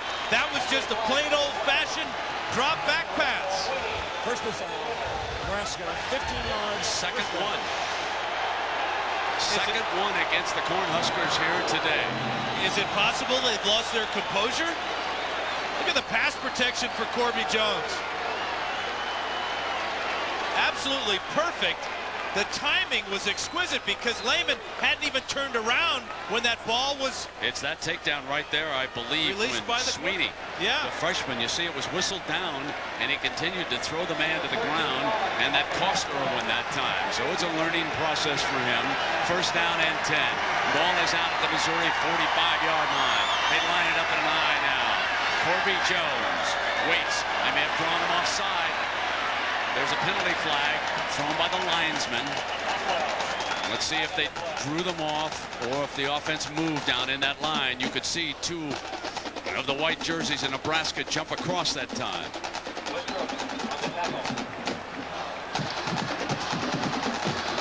And it is against the Cornhuskers. Jackaroo. Well, Brett, maybe one of the reasons that offside occurred is because Nebraska trying to get a little bit of an edge. You know, they have not played on natural grass since the Orange Bowl last year. This is not the best of turf. It's coming up in clumps. The center section between the hash marks been very soggy, a lot of rain. In fact, as you see, it's coming up in the clumps. A helicopter was brought in to try and dry it off. They are a much different team, Nebraska, on natural grass. I saw a guy who looked like Larry Smith with a water hose out all week out there at Columbia. I don't know what that means, but here's a handoff now, and Blackwell slams across that 45-yard line for a first down for Missouri. He's a big-time college fullback. He's 6'3", 235 pounds. He's a senior, and Janes will replace him as they continue now to shuttle the fullbacks in and out. I cannot say enough, Dan Fouts, about the coaching job that has gone on here at Columbia, even for this ball game. They had Nebraska very well scouted. Very, very confident football team right now. Corby Jones with the ball at the Cornhuskers 43-yard line. Olivo, the workhorse. And let us go to our workhorse. Let's check in with John Saunders. John?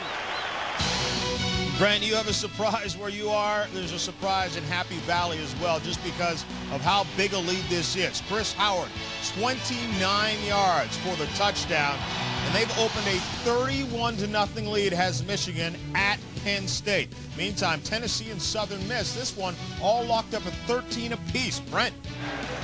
Yeah, John, and I'm starting to agree with Todd. I think I might have to vote for Michigan. That's a very impressive win on the road in Happy Valley today. A lot of football still to go here.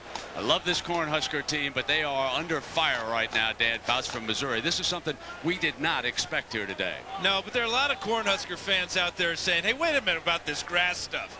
Didn't we win 2 national titles on grass? Down in Miami and at the Fiesta Bowl. And Phoenix, indeed they did, beating Miami first, and then Florida. But now the question is, are they going to get back to the Orange Bowl and play for the third one down there? Third down and 4. Corby starts Lehman. Fakes the handoff and now keeps it, going to sprint. Incomplete. And for just a moment, Eddie Brooks was wide open, and he didn't hit him. Earlier in the year, Corby Jones was completing about 40% of his passes. And these people here that are wearing the black and the gold are disappointed now when he doesn't complete a pass. Did you hear the groan that time when that ball fell incomplete? What a turnaround for Corby Jones. Well, Corby Jones stays out there. Coach Smith did not even move toward the 2 punters. It's 4th down. They need 4 yards to go. And they're going to show shotgun. Now, remember, he can punt out of this, folks. And he's backing up like he looks like he's going to pooch it on him. Nobody's back. Can he drop it down? Yes, he is. Off the side of his foot now. High.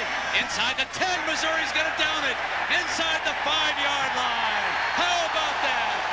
Nebraska buried on the 1 as Coach Smith finally turns it over to Corby Jones. I've been waiting for that play all day. You talk about great coaching. That was a great example of what Larry Smith means to this football team. Smiles all around on the pooch punt by the quarterback. 4 of 5 career punts down inside the 10. Back in a moment.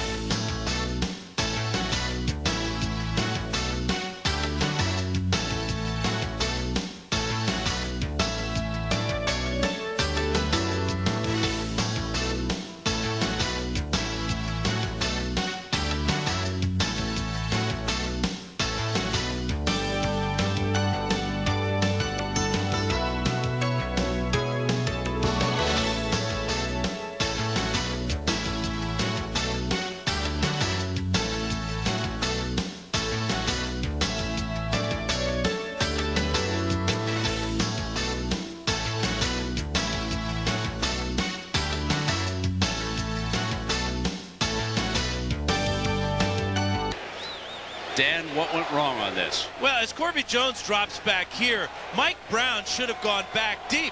Obviously, Jones is going to punt this ball. They've had all kinds of problems with the other two guys. This goes 35 yards down to the 1. Scott Frost and the Cornhuskers coming out from the 1. McAfee for a yard and no more.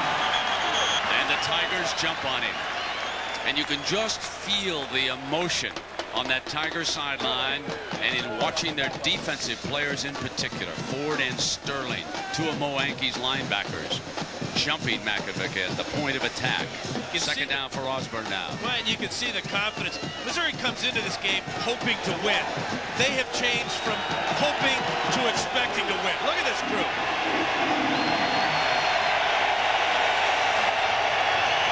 Frost gets ready.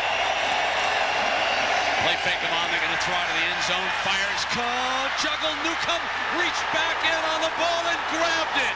There's the freshman from Albuquerque. He bails Nebraska out.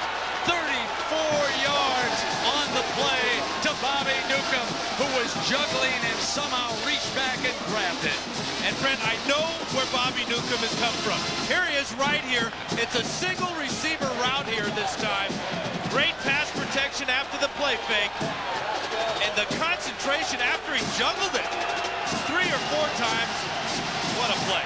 That is amazing, Dan, on that juggle for a freshman to be hanging on. And now the fullback out to the 41-yard line. Watch the hands of Newcomb. Now, again, for those of you who don't know, this is the quarterback of the future, maybe. But he does so many things. How can they keep him off the field? What a great picture that was. Yeah. Our director, Drew Esikoff, our producer, Jimmy Ressler. Great camera work again here in Columbia, 24-21. Missouri with the lead, Nebraska with the circus catch. And now, second down. The option look again.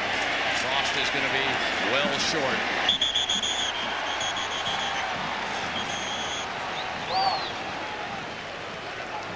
And they're taking pot shots now at Scott Frost every time he's got the ball. Look at the cut on the arm, a couple of bruises there. And this is why a lot of black helmets are hitting number 7 now. Big difference in this play that we saw in the first half is there's a lot of Tigers still on their feet.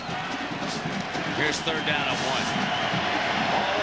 McAfee gets down in front of Amon Green. Frost is your quarterback. Here's the toss to Green. They're going to try to run wide for it, and he has to dive back in. He gave the Missouri defense a little time to come after him with that deep play on 3rd and 1, but they made it in the end and kept this series alive. He's really got great power and explosion, and he seems to really thrive on situations where he needs just a couple of yards, because he really gets low and just sells out completely to pick up the first down.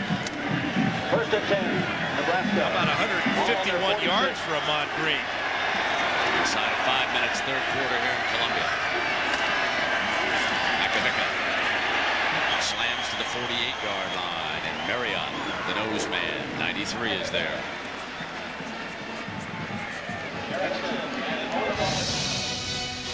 Well, let's take a look at our lineup next Saturday now. It will be Michigan, Wisconsin in the Big Ten. Going into Badgerland, North Carolina, Clemson, Washington, UCLA, Colorado, Kansas State. That's a pretty good lineup right there. How many of those 4, 5, 6, all those numbers on the left side, how are those going to change? Tell Keith Jackson we've improved the schedule. Getting better, Keith. Second down and 8 now.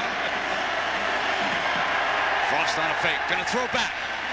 Screen over here on this side to Amon Green on a cutback. And Green breaks free. 30, 25. Angle and out of bounds. And that is Harold Piercy who saved the touchdown.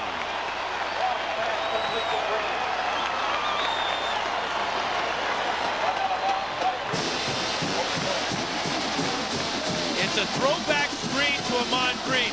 Frost is going to come out here. Green is going to go this way. And this is perfectly executed by Nebraska. Missouri absolutely loses Green, and he's got a convoy out front.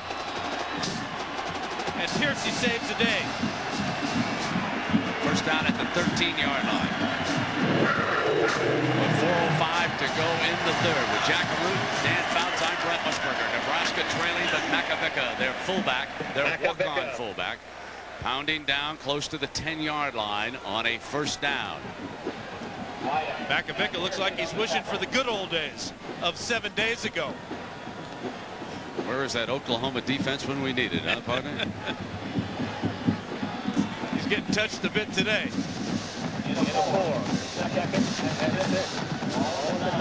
3.5 minutes left here in the third.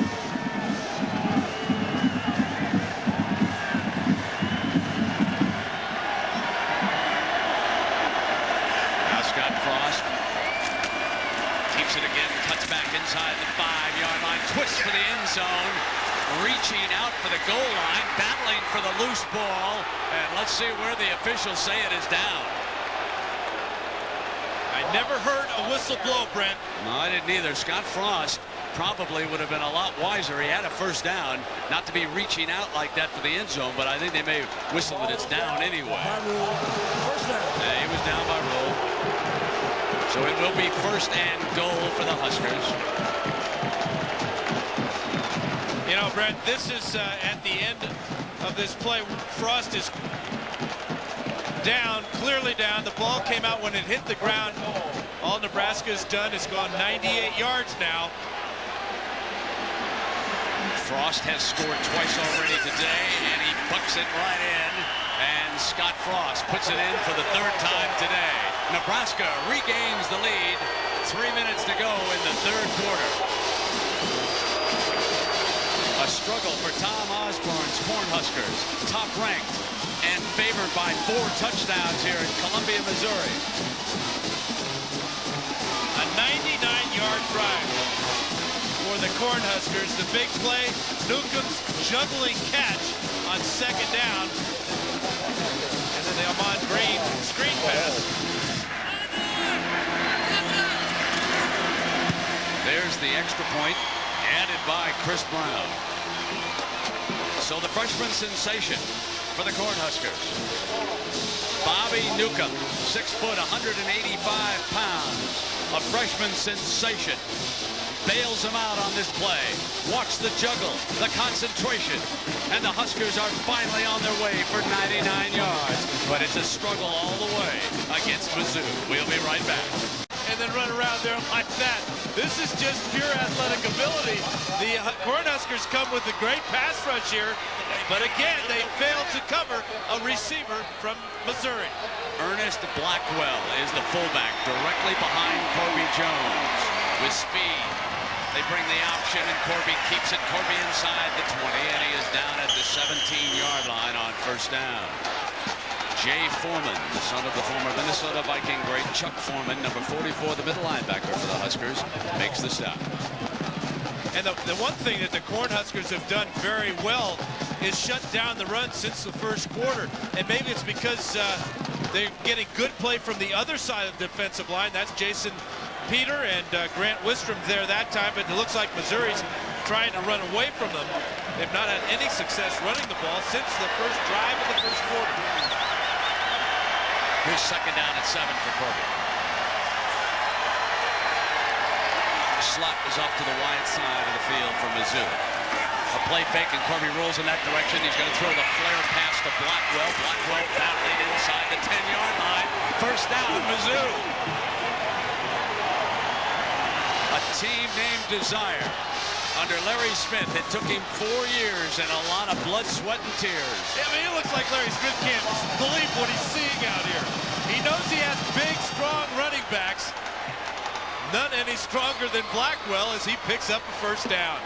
Nebraska leading Missouri 28-24. They've been trading the lead, and Missouri drives down for a first and goal at the 10. And the fullback Blackwell to the 6-yard line into the heart of the Nebraska defense with Dan Fouts and Jack Root. I'm Brett Musburger. Nice to have you along with us. It figures to be a wonderful fourth quarter. Just a great setting here in Columbia, Missouri. A program that has come back with 3 straight wins. They're at the line right now. Second down and goal. Corby on the option, the keeper to the 6-yard line and hit hard. You can see Foreman is there. Rucker, who has played a whale of a game at that other defensive end spot. for Nebraska coming in from the backside with a minute to go here in the third quarter for Larry Smith, who will have a big decision to make. Third down. Devin West, the running back. Corby's going to go back. Deep drop. Try to throw back. Not there. Going to sprint now. Outrun Rucker. Dives for the end zone. Goes airborne. Corby Jones. Touchdown. Over the top.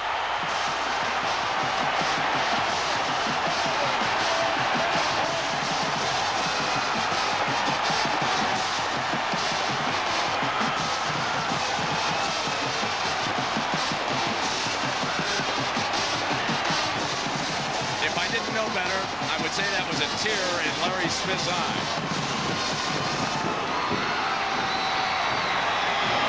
This is the stuff of fairy tales. You're a 29-point underdog, and you're back ahead again, and you're trading shots with the #1 team in the country. You're going blow for blow. And Corby Jones is showing most of the country right now why he is one of the finest all-around quarterbacks in the country today. Watch Corby Jones create something when nothing is there. And remember, this Nebraska defense had given up only 1 touchdown in 3 weeks prior to coming to Mizzou. Timeout. ABC Sports presentation of college football is brought to you by Genuine Chevrolet, the cars more Americans trust. Burger King, where you can get your burger's worth. Valvoline, the #1 choice of America's top mechanics. People who know use Valvoline. And Circuit City, answers in every department. Low prices all over the store. 43 seconds left in the third quarter. And Missouri leading again, 31-28 over the top-ranked Nebraska Cornhuskers.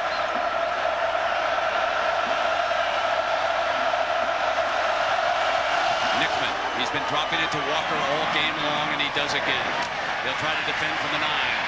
Left side return. Walker looks for the alley, out to the 30-yard line and down. Let's take a look at the touchdown play. Here's Jake Stubbe.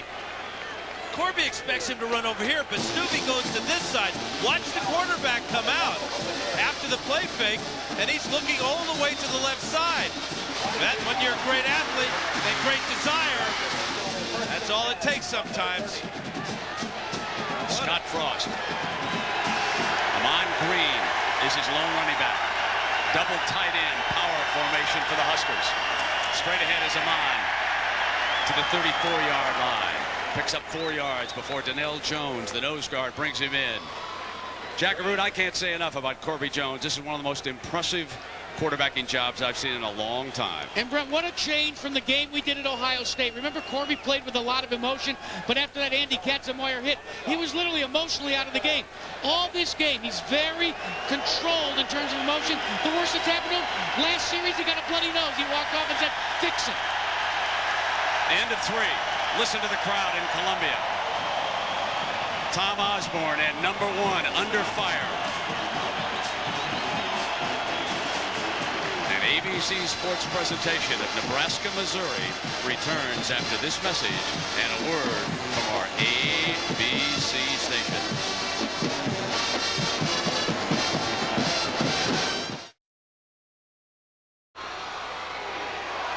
Nebraska's last loss in Columbia, Missouri back in 1973.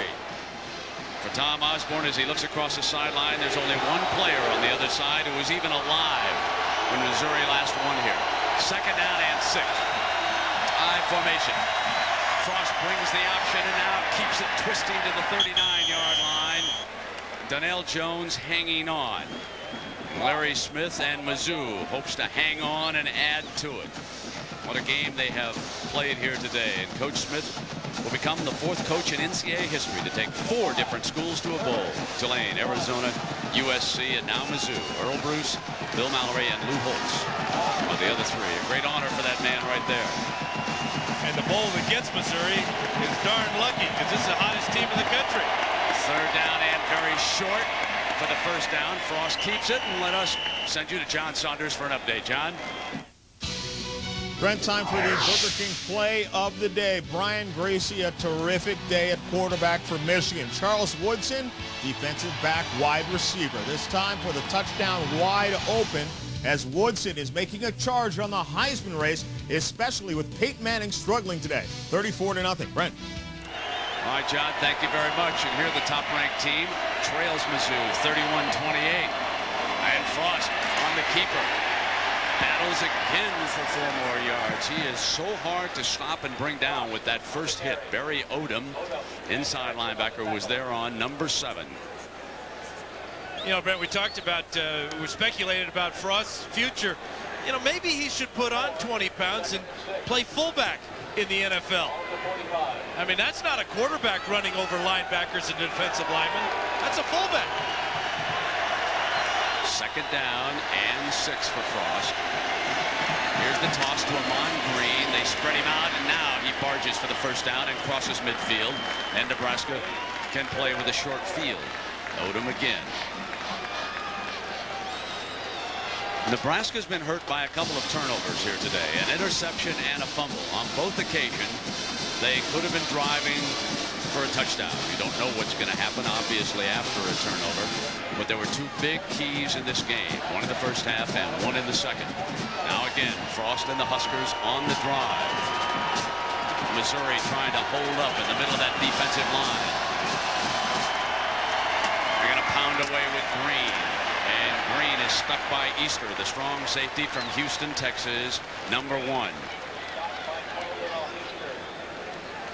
This has been a wonderful, wonderful college football game, and you can see how Frost and Jones have traded moments in this game. Yeah, it's been the throwing of Corby Jones and the running of Scott Frost. Frost is over 100 yards rushing, but Jones can run too a little bit, huh? That 6-yard touchdown. 2nd and 6.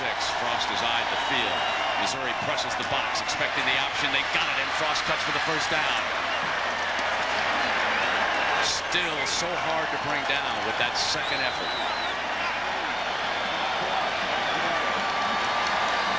Well, a reminder now of what's ahead on prime time. C16 Total Security in the practice. That's our lineup tonight, starting at 8 Eastern time.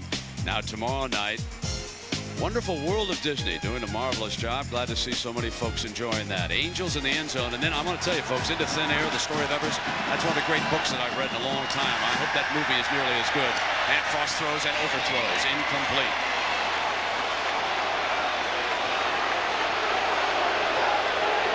Makovic is complaining he was held. He snuck right down the middle of the Missouri defense and was behind the deepest defender. But his pleas to the judge on Judgment Day fall on deaf ears. Clock can't move fast enough for Smith. 2nd down and 10. Here's the delay, and Amon Green is stood up at the 30-yard line. On 2nd down, they hope to catch him unawares and pop one with Green, and now Mo Anke, the defensive coordinator, must come up with the call here, because here it is 3rd and 8. Sterling's the linebacker who made the play in the hole, and here we come for Nebraska. I would expect number 12, Bobby Newcomb, to be coming on the field, and here he comes. Nebraska comes out with 4 wide receivers, but don't be surprised if Frost runs with this one. Here's 3rd down. Newcomb to the short side's the slot man, and Frost keeps it. You called it, and Missouri expecting it. That was Marquise Gibson, the undersized defensive end, the junior from Florida, making the play, and none bigger defensively for Mizzou in this game. Very conservative play selection for Tom Osborne. But what he knows is in his bag of tricks. He's got a great kicker. This option doesn't fool anybody in black shirts. Right? Trying to run the option to the short side of the field. Marquise Gibson with a big play. Now for the record, Chris Brown, can he keep the consecutive string alive? 44 yards on the field goal. Great leg. The Nebraska record for consecutive field goals.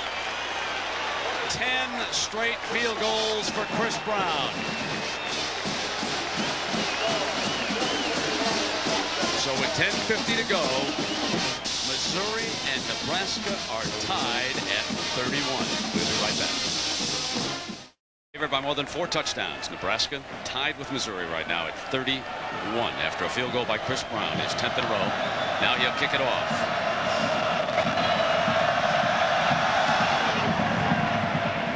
And Missouri will bring it up on the 20-yard line. Well, we had a chance to ask Corby Jones what turned it around for this Missouri program this year, and here's what he had to say. Everybody just started making plays. I think one game I came in and talked to the wideouts, sat down with, at that point, my 2 starting wideouts were Jay Murchison and Torrey Coleman, and I said, make the tough one today. I said, make the big one. Maybe I'm not going to throw everyone right there, and if I throw one that's good and you drop it, all right, just make up for it by making a big one later. Looking for a big one now, tied at 31. Olivo back in at running back. James is the fullback. Ricky Ross, one of the wideouts. Corby Jones takes it back, going to get hit as he releases into the middle. Double team, Lehman, incomplete. A collision at the 30-yard line, but hit on the release.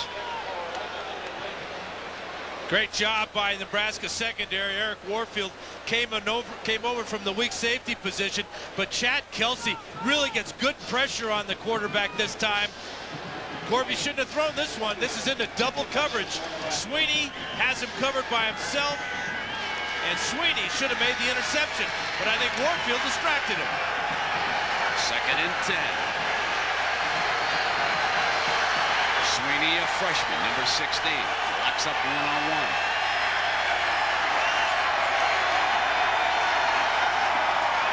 Corby runs the option to the corner. He's going to keep it. It's wide open. 35, 40, 45. Crosses midfield and out of bounds. So the pitch man was taken by the outside rush man. As soon as the outside rush man went upfield, Corby Jones seized the corner and ran 34 yards. Great recognition by number 7. Now, anytime you run the option play, you're going to have to get some great blocks. And anytime you bust a big one like that one, Kent Lehman, number 84, is going to get the key block when we get to show you in a moment. 10-15. First down and 10 from the 46-yard line. Olivo and back to that big play by Jones. Well, Lehman is number 84. He's to the left side of the screen. They take the pitch man away, and then Warfield gets pinned inside by Lehman. And then watch at the end of this play. Sometimes it's better to be lucky than good. Corby Jones is good and lucky today. He fumbled that ball, but the ball bounced right back onto his chest. No time to be satisfied. They're back to 2nd and 5. Ball is just shy of the Cornhuskers' 40-yard line. 9.5 minutes to go in regulation. And a timeout going to be called by Corby as he checked the defense across the front. He wants to come over and make absolutely certain with his coaches. We'll take a break and we'll be right back. Sports presentation of college football is brought to you by Jeep, makers of the Jeep Grand Cherokee, Cherokee, and Wrangler. The Home Depot, America's home improvement coach. Visa, it is everywhere you want to be. And State Farm Insurance. Like a good neighbor, State Farm is there. 9:27 to go in regulation. It is 2nd and 5 coming up for Missouri. We cannot say enough about the performance of the offensive line. Travis Beeble, Mike Morris, and Bob Reedy blocking against Peter and Wistrom. Peter with 4 tackles today and Wistrom with 2. They've done an awesome job in that line. 2nd down. They face still another challenge now. And Corby Jones going to change it up, and the backs are now split. Now he comes back. He wanted to make sure he heard the call. Runs the option. Jones looking for the angle, and he is cut off and going down in a pile. 3rd down and long coming up for Missouri. Jackaroo. Brent, this is the 10th consecutive game that the Missouri Tigers have played. They had no bye week. They started, and they're going straight through with the Baylor game next week. Now, because of the athleticism of Nebraska, the coaching staff decided that what they needed to do this week was cut back on their practice. How did they do it? You know the 5 or 10-minute drills that you go through? Well, they just shaved a minute off here, a minute off there. They said, we want these guys to be ready and fresh in the fourth quarter. 3rd and 6 right now, tied at 31. Slot to the right. Jones is in trouble, steps away from it brilliantly. Sprints now to the right with the speed. 40, and in the 35, first down, Missouri. As Corby Jones creates on his own another big play for Mizzou. Unbelievable play from Corby Jones. The pressure from Chad Kelsey, number 57 here. How many times have we seen this today? Where a Nebraska defensive lineman can't bring down Corby Jones. And now watch him run away from Eric Warfield. Rather, Eric Johnson that time, and pick up the first down. Showing the strength to pull away from defensive linemen and the speed to run away from linebackers and defensive backs. First down and 10 with the ball at the Huskers 35. Lehman comes in motion back to the line. Play fake. Kelsey is picked up, but no, in the middle. Down at the 46-yard line, Grant Wistrom. Out of the state of Missouri, one of the first recruits, and Larry Smith lost him. A very fine young man as a senior, and finally he steps up and makes a huge play. Ron James misses the block on Wistrom, and he's going to make sure the quarterback goes down. Grabs him with his left hand and clubs him with his right hand. When you take an artificial turf team and move them to grass, frequently the players who have the most difficulty are the defensive players because they're used to running right to a spot and having it right there and coming hard off the edge like Lawrence Taylor used to do for the Giants. Here on the delay now is Olivo, and he bangs back to the 40-yard line. Joe Walker, backup rover back, making the stop with 7:30 to go. That 10-yard sack by Wistrom, though, really seemed to take a lot of the life out of this crowd and really has them wondering what type of magic Corby Jones can come up with now. Well, he'll need magic for 15 yards here, Dan. They've got to reach the 25-yard line for the first down to keep this drive going. The short side receiver is going to be Ross. Lehman goes up to the left-hand side.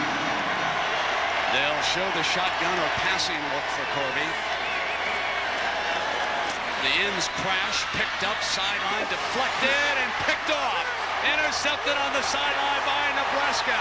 At the 22-yard line, Joe Walker intercepts for the Huskers.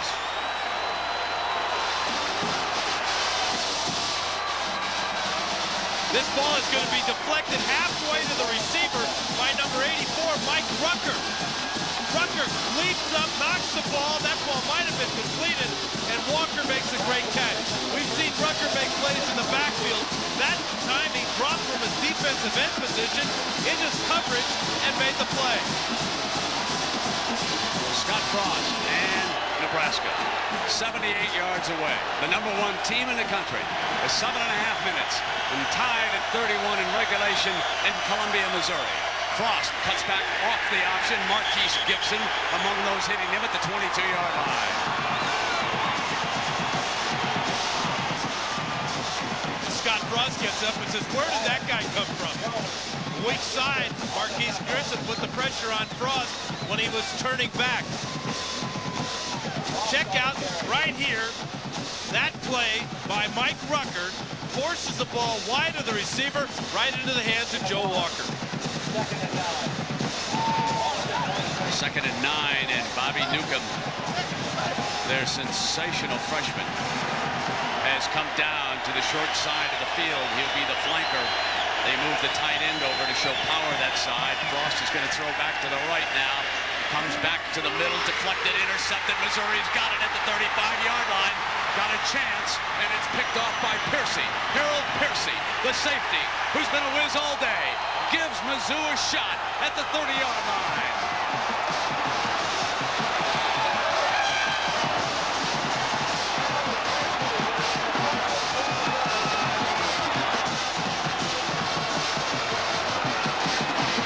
Here's Harold Piercy right here.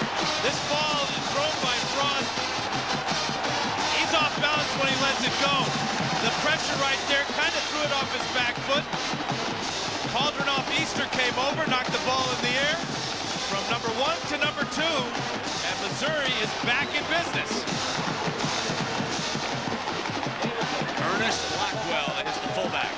He's in front of Brock Olivo.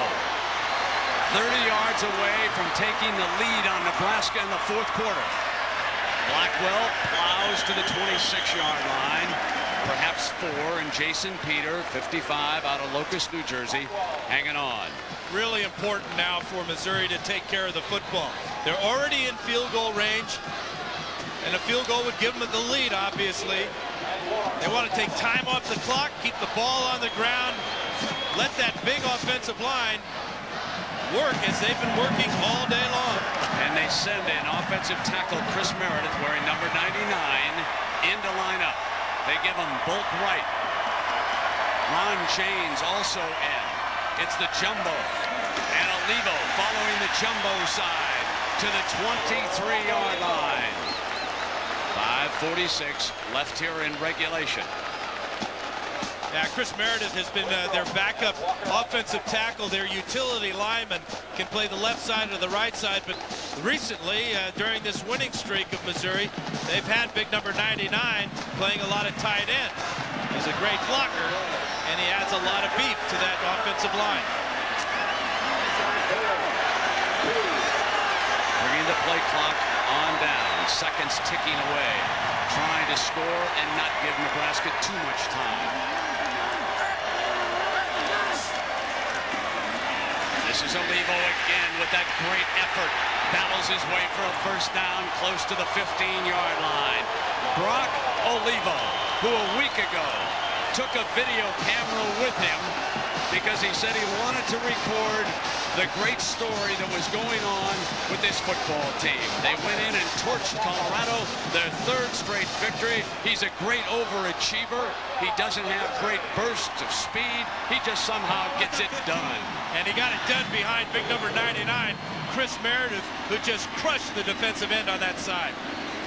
Olivo ready at the tailback spot. Perfect so far. On a fake, Corby Jones rolls hard right. Got him in wide open, the touchdown! Missouri leads it! 4:39. Eddie Brooks all alone in the end zone.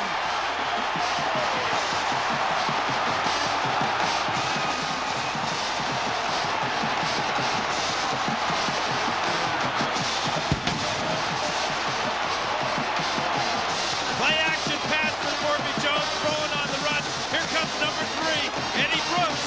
And again, can you believe another wide open receiver in the Nebraska secondary?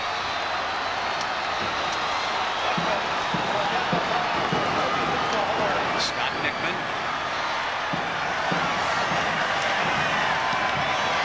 That's the extra point. 38-31, 4.5 minutes. Ladies and gentlemen, I've been here before. His name wasn't Corby Jones, it was Doug Flutie. And they shot it out one day down in Miami in a game that will live forever. Right now, Corby Jones is trying to write another chapter that will live forever. We'll be right back. Judgment Day, and number 1 up for grabs. The Cornhuskers came in here ranked number 1, but now their ranking is in serious jeopardy. Missouri with the lead and 4.5 minutes to go. This team from Columbia, Missouri, they are the Cinderellas of this season. They have won 3 in a row, and now Chevin Wiggins will try to give Nebraska field position. Those 3 wins in a row, Brent, were all upsets. I think they're ready for another one. But Nebraska has pulled out miracles before against Missouri. Walker's been very busy. He also made an interception a short time ago, and then they gave it right back. Coming down the sideline, and he is out of bounds. Let's take you back to 1975. Nebraska was leading Missouri 10-7. Watch this play. Watch the up back on the punt, folks. Keep an eye on him. He fakes snapping it. It's not a reverse. He keeps it. The Bomarewski and Tony Davis sprints in. And Nebraska wins it 30-7. Now they're going to need another miracle. 4:30 to go from the I formation. Here's the toss to Amon Green. And Green is stacked up at the 29-yard line.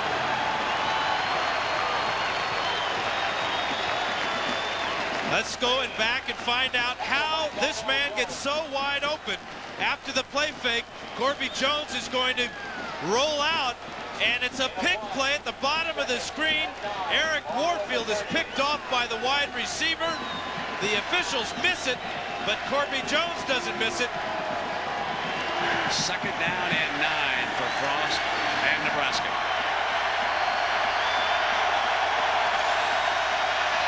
Frost inside, fumble! Incomplete pass. Yep. Incomplete pass on that shuffle forward. The referee and Dan Fouts right on top of it. But, you know, I know the difference between an interception, an incompletion, and a fumble. And this looks like the option play, but it's inverted. It's a shuffle pass, and if the guy doesn't catch it, as Amon Green takes his eyes off it, it's just an incomplete pass. Sure got these folks excited, though, didn't it? They're down at 9. Victory number 251 has not been easy.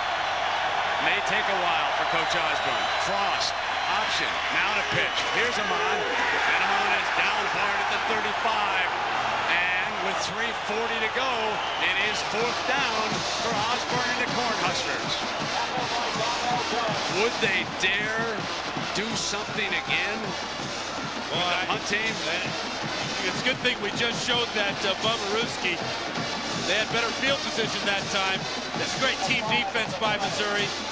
A lot of black shirts running to the ball, and right in the middle is their defensive coach, Ricky Hundley. Jesse Cush.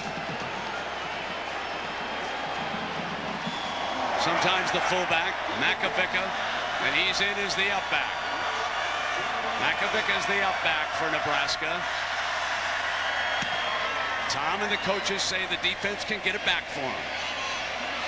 Ross Fields at the 19, and he'll be down at the 22. So when you come back, we'll have 3:30 to play. Missouri leading Nebraska 38-31. And Penn and Teller is a separate, as we can see there in the background. What we've got coming up your way now, Davis Love at the Lincoln Mercury Kapalua International. They're at the line of scrimmage on 1st down. Corby Jones.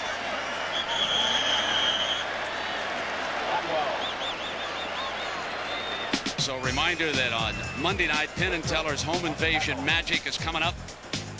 And then it is Monday Night Football, the 49ers and the Eagles. 2nd down and 8 here with Missouri trying to close out one of the wonderful stories of the year in college football. Ernest Blackwell and Devin West are the running backs.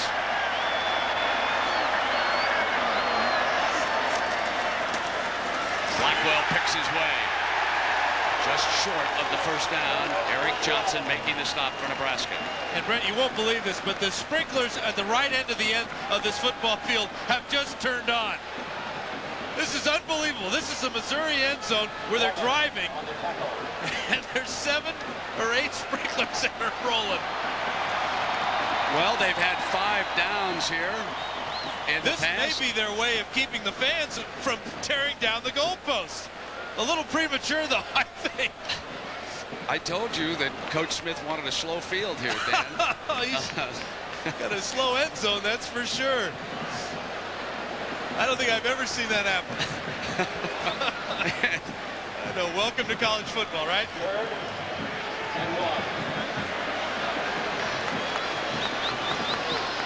2:43 on the clock. The sprinklers already celebrating, and now they've quieted down on a penalty flag. Comes flying. They call illegal substitution against Missouri for having 12 men in the huddle. Larry Smith doesn't like it at all, but you'd think that they would call. That is a huge call. That is 3rd down and short, and now it becomes 3rd and 6. You can't blame the coach in this situation, but the official was right there looking at it. Oh, what a difference. And Amon Green just hoping that he gets one more chance. Well, you're right, Brent. 3rd and inches, and Missouri's been able to convert that situation all afternoon. James in at fullback. Devin West is the tailback. Corby on the option, keeps it, cuts free for that first down. Got it. Corby Jones to the 40-yard line. First down, 2 minutes to go. A 14-yard run for the Wizard.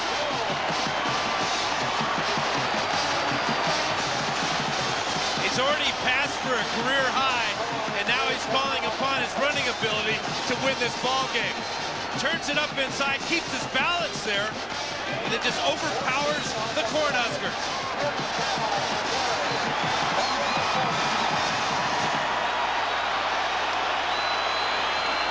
First down, Mizzou. Blackwell, the fullback. Corby changes and brings that play clock down. Doesn't want to lose 5 yards. Gets it off at 1. Here's Blackwell. Straight into the heart of that Nebraska defense. And Jason Peter, number 55, brings him down, and a timeout's going to be called by Nebraska. And that's their first of the second half, so they'll have 2 remaining if they get the ball back. Right now, they haven't shown any ability of stopping number 7. Yeah, we'll take a break and come right back. Win over Nebraska, and the last win by Mizzou here was 1973.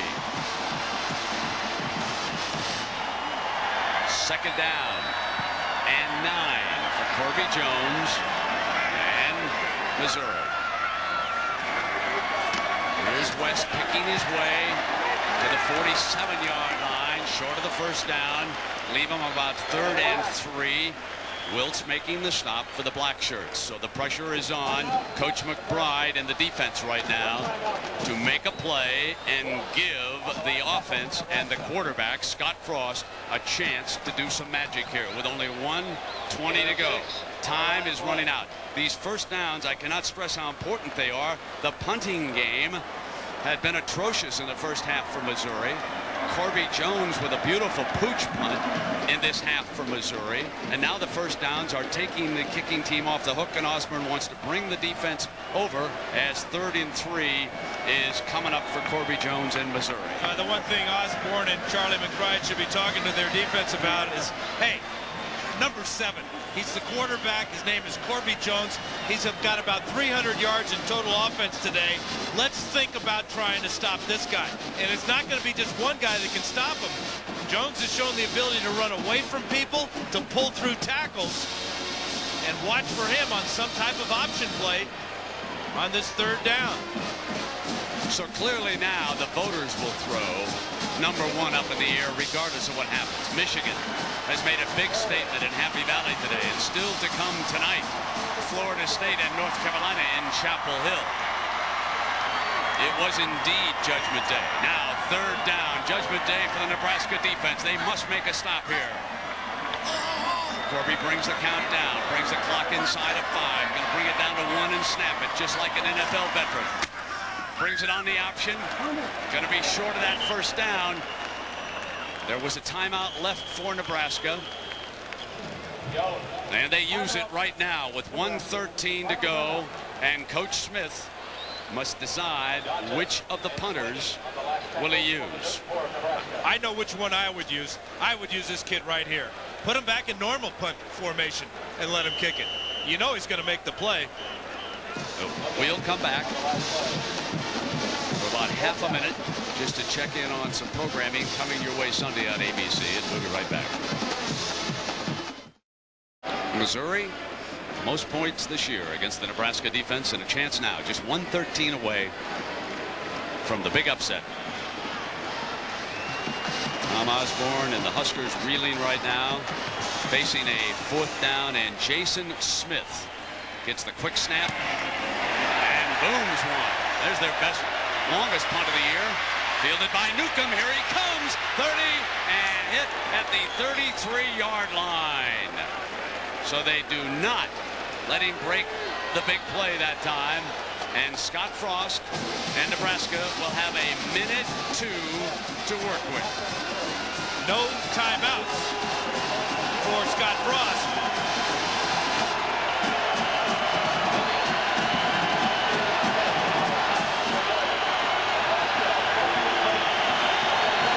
Berkeley in the huddle at the 33-yard line.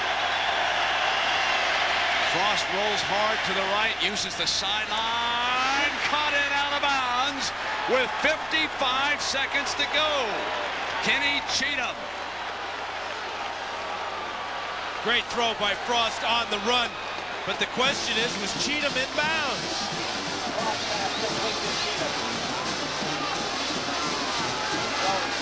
And the answer is yes. 40 yards away from a possible tie and overtime. Frost sprints hard to the left. Fires low. Incomplete. When he's incomplete, frequently, as Nebraska fans know, he will be low. He will bounce the ball. So now 51 seconds to go. 2nd and 10. Larry Smith and Missouri hoping to close out a monumental upset against top-ranked Nebraska. Tom Osborne and the Huskers trying to force a tie and overtime. 2nd down and 10. Here's Frost, the quarterback from the shotgun, deflected, incomplete. Diving, incomplete. And it is 3rd down and 10.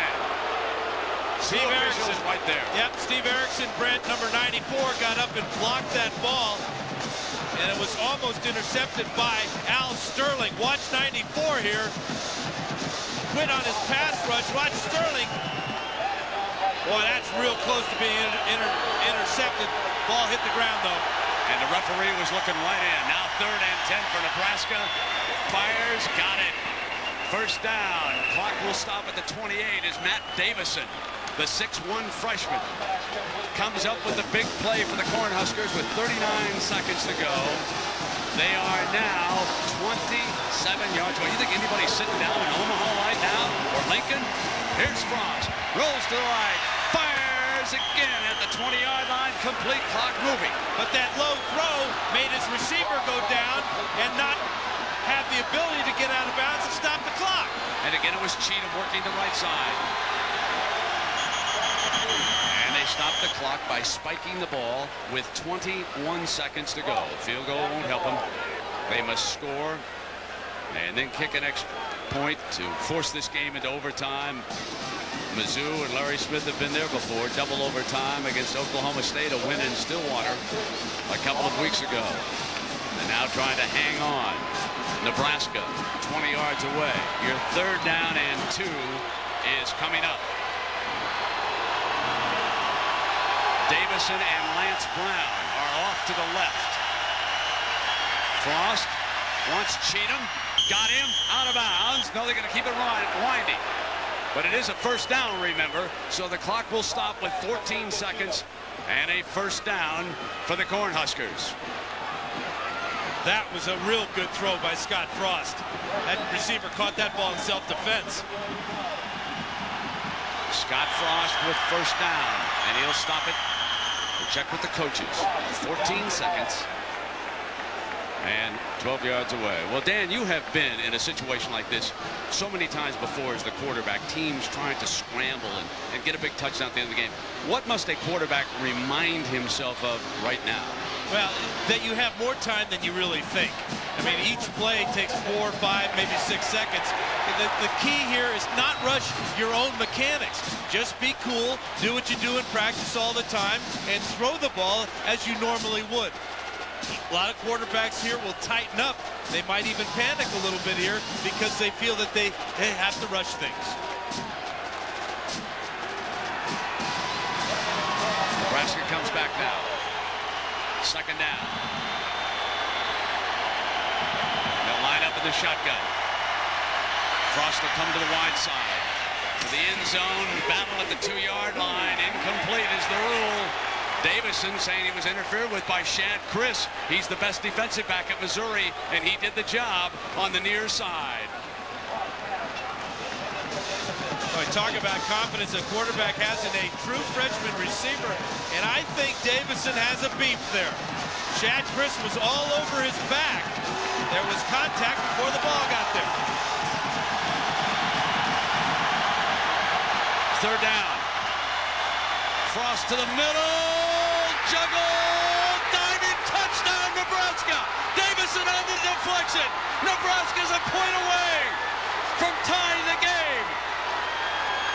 The deflection is caught. The fans have broken into the end zone. They expected the game to be over. But a touchdown was signaled for in the end zone. They'll clear the field and kick for the tie. We could be headed to overtime. Well, they ought to turn the sprinklers on at that end of the field, get the fans back in the stands. This is an incredible play. Frost has all day to throw, looking over the entire field. Finally sees somebody he likes. Ball is popped up in the air, kicked up in the air, and Davidson with a dive. Looks like Wiggins was the intended receiver. It looked like Wiggins kicked the ball up in the air. Now Chris Brown, the most important extra point of the season for Nebraska.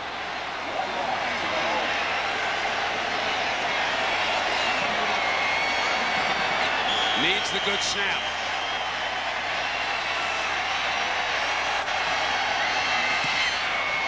And we go to overtime.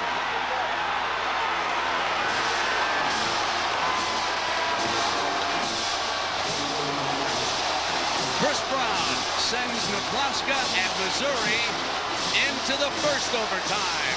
But it was a freshman wide receiver, Davidson, who somehow is able to make a miracle catch on a last-second deflection off what appeared to be a foot in the end zone. Ball kicked back up in the air by Shevin Wiggins, and Davidson dashes in underneath it. And by just the margin of a shoelace, Nebraska has tied Missouri. We'll be right back. We'll quickly go over the rules of overtime in the college game. This is not sudden death. They'll get equal possession from the 25-yard line, and we'll repeat it until the tie is broken. Remember, this year, they must go for the two-point conversion starting in the third overtime. That doesn't mean they can't go forward in the first two. Oklahoma State, for example, gambled against Missouri and lost, and several other coaches have gambled this year and lost, too. So the coin toss. You know, Brent talking to Larry Smith. Here we get the coin toss here. Those teams that win the toss defer. Your call. This is heads, tails. If I drop it, we'll do it again. Nebraska calls heads, and it's tails. So it'll be your choice.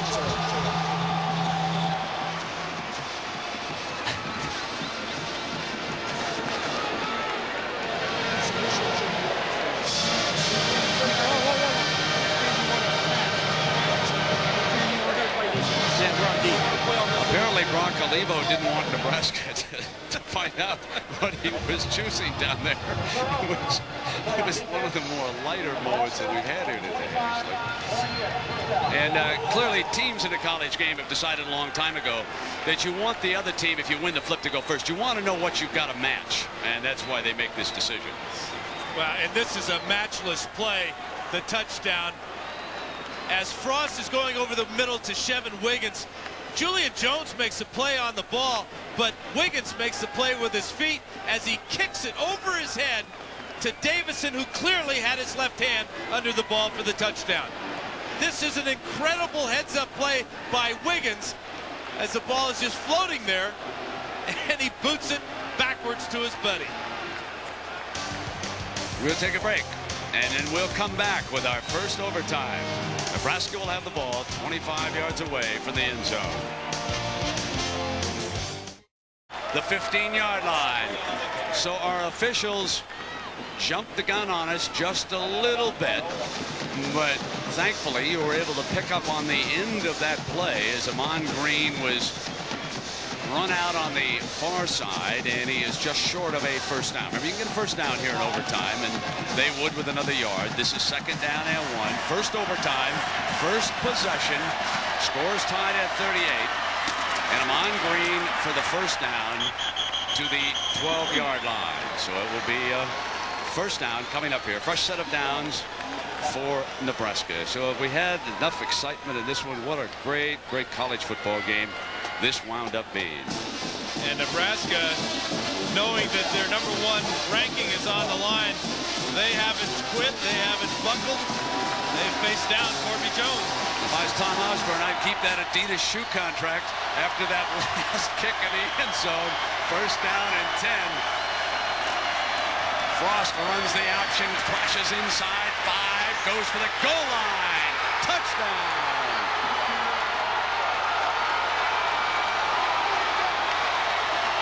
And remember, Missouri gets a chance to respond. It's not sudden death, not like the NFL. How about 4 touchdowns on the ground today and tonight for Scott Frost? Remember the one he dove in earlier in the game for 15 yards out? Similar type of effort here as he sees the cone and goes right by the Tiger for the score. Chris Brown.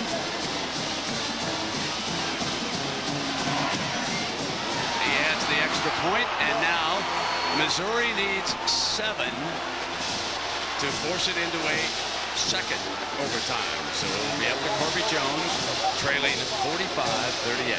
7's kind of the magic number today, huh? Corby Jones wears 7, Scott Frost wears 7, and Larry Smith, he likes this record of his Tigers the last couple of years with the overtime. In fact, he told his ball club this week, he said, hey, why don't we play the entire game like we play overtime? I think they have today. Ready to go from the 25.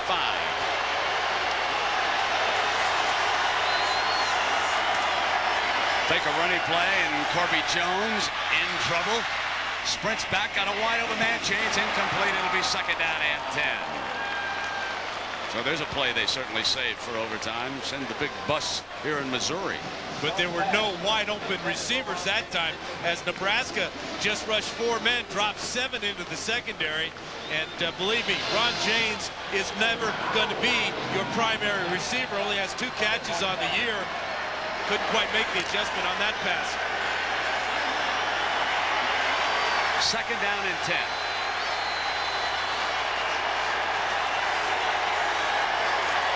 Back into the eye with Olivo. Corby follows Blackwell, and he is down at the 21-yard line, and it is a big third down coming up. Chad Kelsey makes a stop defensively.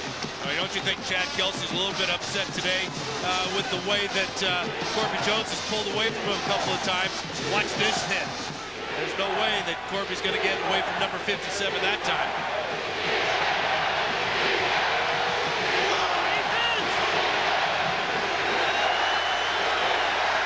Needing 7 yards for a fresh set of downs.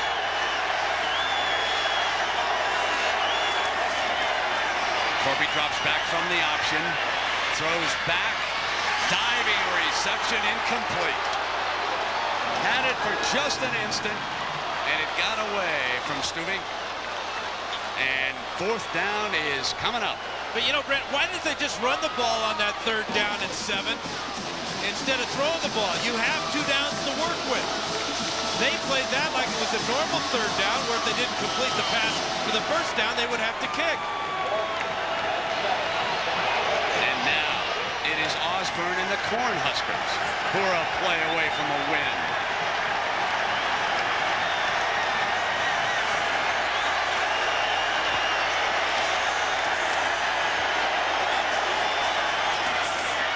Jones under pressure, it's over. Nebraska wins it in overtime. A miracle finish. The Cornhuskers stay unbeaten. And a heartbreak for Missouri. Grant Wistrom and Mike Rucker close in. And Tom Osborne knows all too well that he got lucky late against Larry Smith and the Missouri Tigers. It was a great college football game. And regardless of losing this one, the Missouri Tigers have grown up here today. Our Chevrolet players of the game: Amon Green for Nebraska, Corby Jones for Missouri. Chevrolet donates $1,000 to each school's general scholarship fund to reward outstanding students for their academic achievements and to assist those in financial need. It's been a Chevrolet tradition for more than a quarter of a century. In overtime, Nebraska, after tying the game on a miracle catch in the end zone, beats Missouri 45-38. Judgment Day. Nebraska takes the victory, but they needed a little bit of luck to get there. So long, everybody.